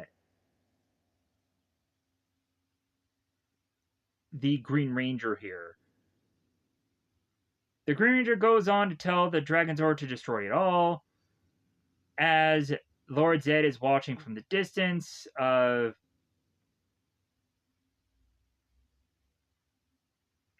Zed goes on to say the White Ranger must not be allowed to disappear or to interfere, to send in the putties, and Goldars say with pleasure my evilness. The putties go on and appear here. We go on to have Tommy face off against them because, of course, Tom is still going on and dragon fluting and uh, and having the Dragon Zord destroy Grove. After Tommy goes on and takes out all the putties, we have the Right Ranger that goes on and says, "Hey, nice try, Zed, but you'll have to do better than that." And Zed is like, "Well, I will, White Ranger. Ah, trust me, I will." Tommy goes on and calls out to Saba, "You okay, buddy? Yes, quite. Uh, you better put the moves on that Green Ranger before Zed decides to turn up the heat. Turn up the heat." So, White Ranger calls for the Tiger Zord, jumps onto it, and Tommy's to go on and to prove uh, that good always triumphs over evil. White Tiger Zord, battle ready, now slides into the Zord. Tommy goes on into the Zord, and of course is to go into uh, realizing that he needs to face off against an old friend, and he has to shut him down.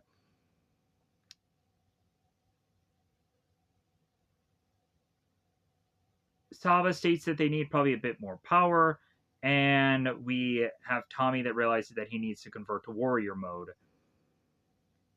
They switch to warrior mode, they go into Thunderbolt Blast, and they had directly hit the Dragon Zord. The Dragon Zord whips its tail out, hits the Tiger Zord in warrior mode, and Tommy goes flying back out. Alpha and Zordon are realizing that Tommy's growing weak. That they still need to go on and try to find the Rangers. Zordon is telling Alpha to keep searching. Without the other Rangers, the White Ranger will not be able to defeat the Green Ranger. Now we're back in the 1700s. We would go on to have these rats still chasing Uncle Ben, Marissa, the Rangers, and what have you throughout the town. Now back with Tom, Tommy, and Wizard.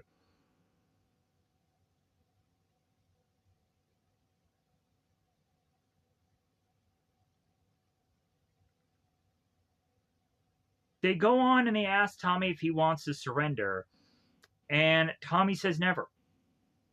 The only, there can only be one Tommy that can survive. What is this, Highlander?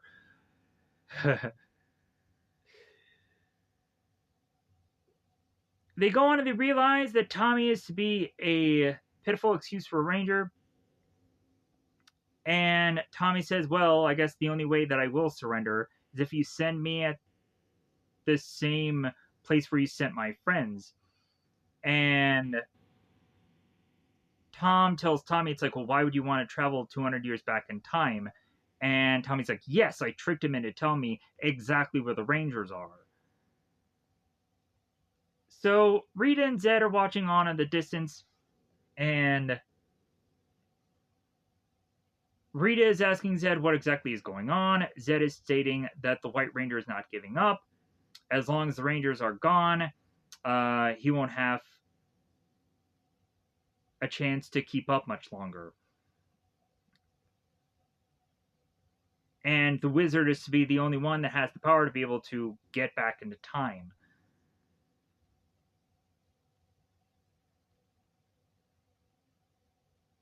The next thing we go on and see is making our way back to the command center. Alpha and Zordon are to exactly figure out where the rest of the Rangers are 200 years ago. Alpha and Zordon are in a sigh of relief that Tommy had figured out a way to trick the Green Ranger into telling them exactly where to look. And Zordon ends up stating that they need to contact Tommy immediately, that all he needs to do is gain control of the magic wand. While both Tom and Tommy are fighting here, there is a stop moment where Tommy is to go to his communicator. You would think that Tom would honestly take advantage of this moment and just start beating the crap out of Tommy, but it doesn't happen. Tommy goes on and takes to his communicator, and Zordon goes on and tells him that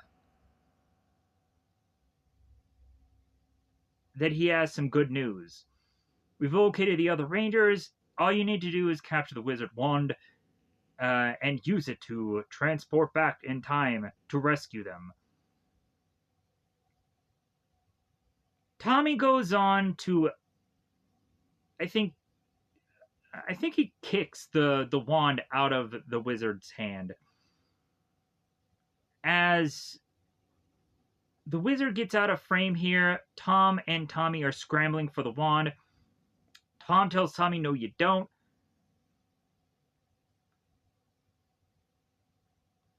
Tommy goes on and is to jump over Tom, and that's when he can grab the wand. He goes on to take the wand.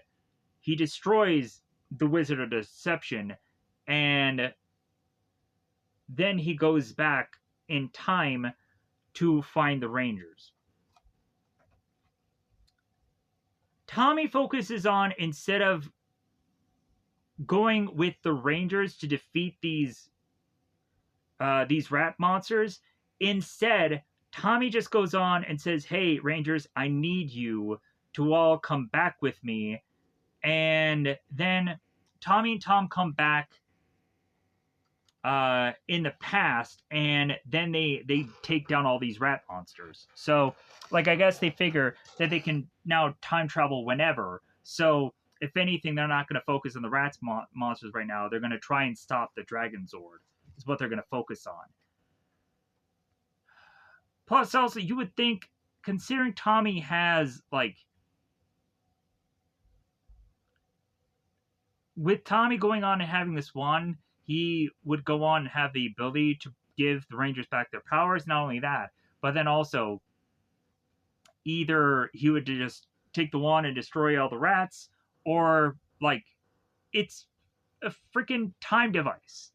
You think that they would take all the time in the world to defeat all these rat monsters and then go back to modern time and then uh, finish with Tommy whenever because it doesn't really matter because time travel. But that's just me. There is a weird bit of focus here.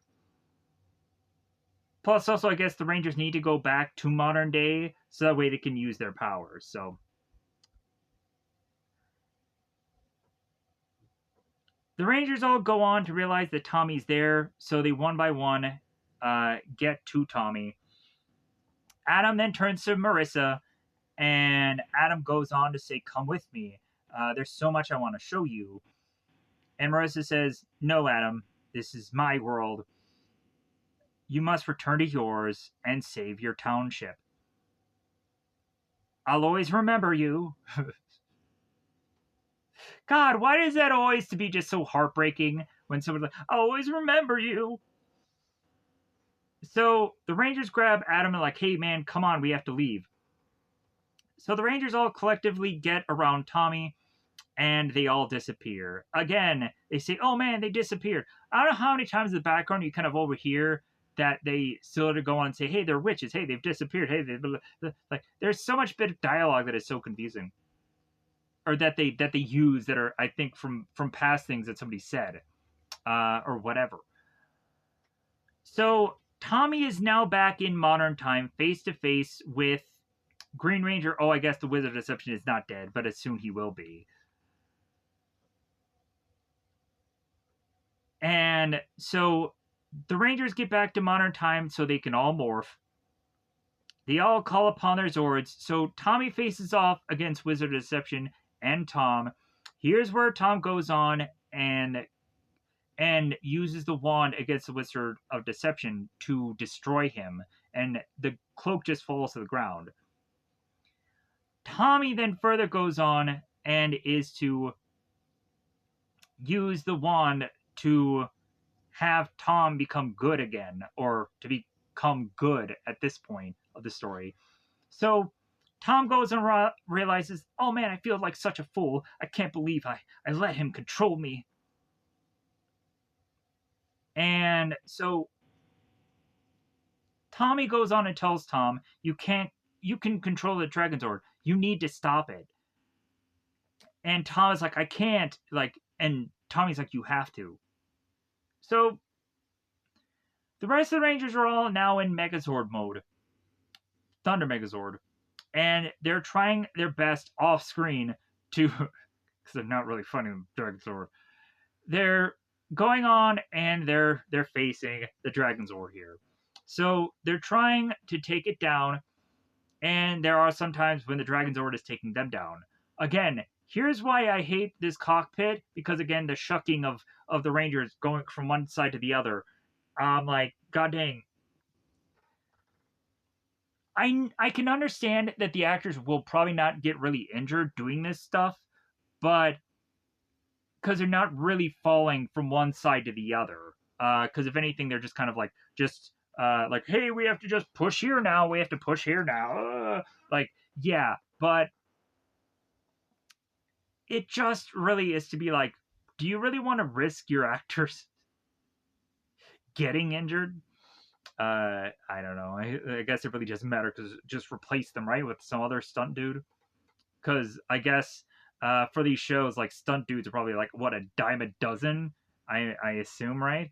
Because yeah, like that's what kind of sucks about shows sometimes. It's like, well, hey, yeah, my stunt double, they got injured or they died. Well, we'll just get another one. Like, any number of people could look like so and so actor, right? Yeah, no, come on. Like all these stunt doubles, yeah, like they deserve, I think, as much praise as I feel the actors do. But like, they're never gonna have like a stuntman award show. I think they probably should, but it's all about also like it's not easy to understand who is to have been the stuntman and who is to actually be the actor. Plus, also maybe guys like Jackie Chan and Bruce Lee and Jet Li and or no, uh, Bruce Lee is dead. Jet Li, that's what I would say. Jackie Chan, Jet Li, and Tom Cruise will go on and get actual awards because they're actually doing the stunts for most of the point. Anyways, back with the Thunder Megazord. So we have the actions of the Thunder Megazord being used in countless footage of the past that I've seen over and over again used. As the Dragon Zord is going on and firing off its missiles from its fingers. Uh,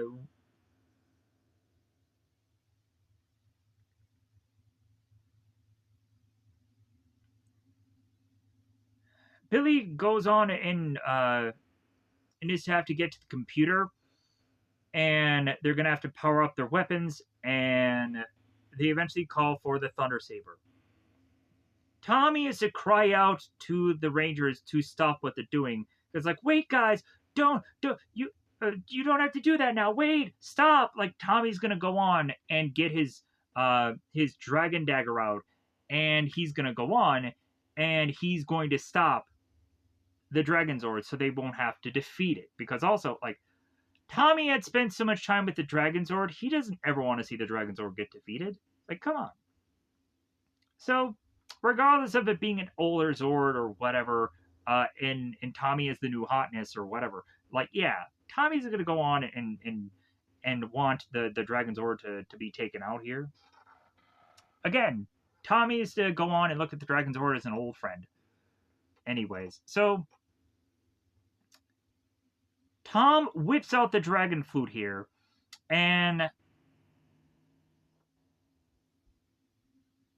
Tom says, or Green Ranger says, Tommy's right. I must stop him. The Green Ranger goes on and plays the Dragon Flute.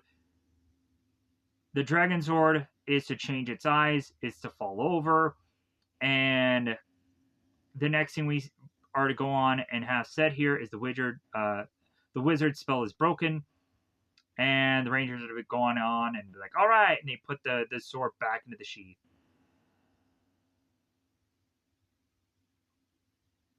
Tom goes on and tells I guess the Dragon Zord that he needs to go back to the sea. Saba ends up talking to Tommy and asking him like, well, what are we going to do right now with two Tommies? And Tommy goes on like, well, we're going to have to figure something out. So Tommy makes his way back to Tom. Tom states that he can't believe that he was responsible for all that destruction. Tommy goes on to say, it's like, well, hey, you were under the wizard's spell. It wasn't your fault. Again, back to the fault thing. Tommy tells Tom, it's like, well, hey,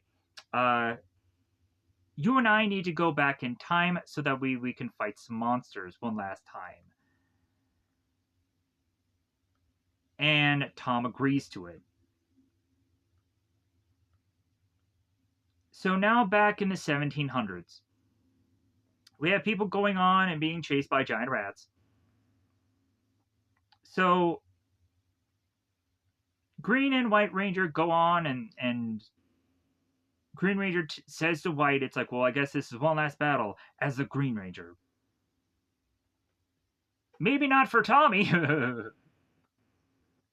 but it will be here.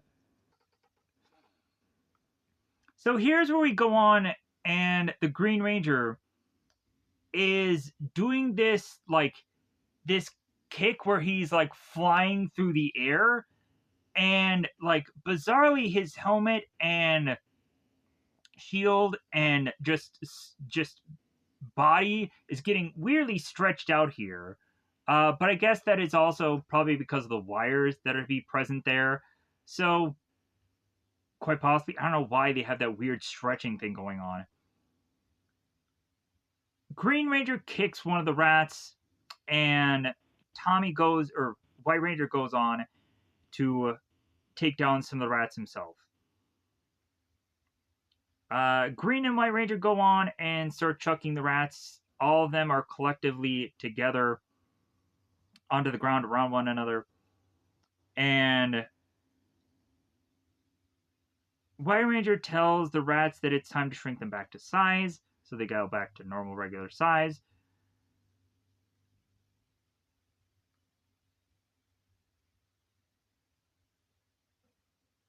White Ranger congratulates Green about a job well done, but now I think it's time we headed home. Green tells White Ranger that, yeah, I can't go home, Tommy. You said it yourself. Only one of us can exist at the same time. There's no place for me here, or there's no place for me in modern time. So let me stay here where I can do some good for a change. Ancestor Skull comes out of like, well, he's always welcome in my regiment. And so Tommy gives up his shield and his coin, and Tommy goes on and takes the wand and turns Green Ranger back to Tom. And so both Tommy and Tom shake hands, and Tom walks away. Tommy goes on to say to Tom that he'll never forget him. I'll never forget you. And Tom says, well, you don't have a choice. Like, I'm part of you.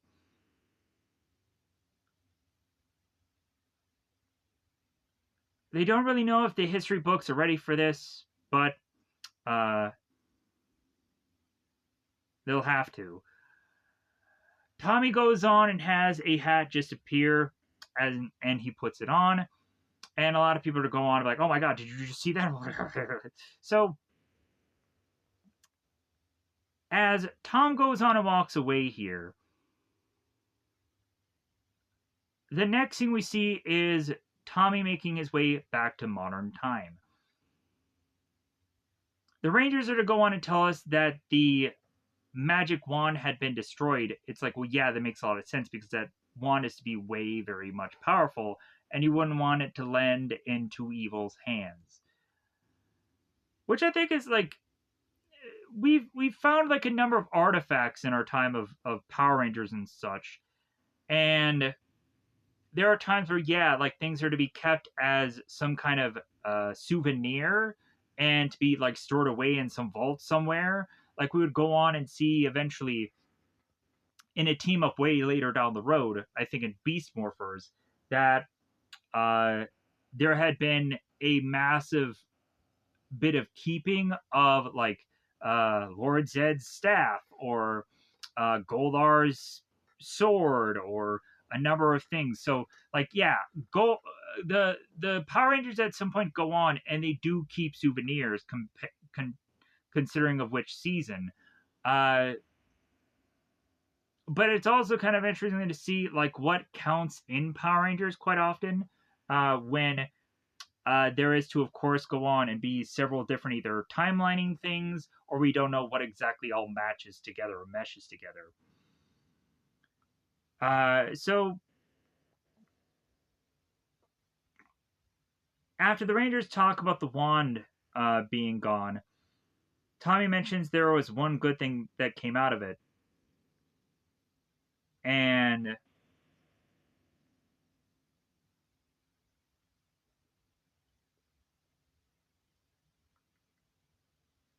at least it's to be that all those people in the past are or to all be okay now. So, because of course Adam is to just be thinking about just Marissa and how we've lost her. The next thing we go on and see is Adam is kind of making his way from the table. He bumps into somebody, and it ends up being the ancestor of Marissa. Tom goes on and smiles, or Adam goes on and smiles, and the episode ends. I'm gonna get the heck out of here. Goodbye, everybody. Everybody. Yeah, like, thank God. It's like 4 hours of this. 4 hours. Good. Wait, yeah, there was a lot to unpack here. There were 6 episodes I had to cover. I guess that's probably why it took so freaking long. But also, there's a lot of to talk about. There's a lot of things where I got very confused about. I'm just gonna get that out of here. Bye, everybody. Bye, everybody.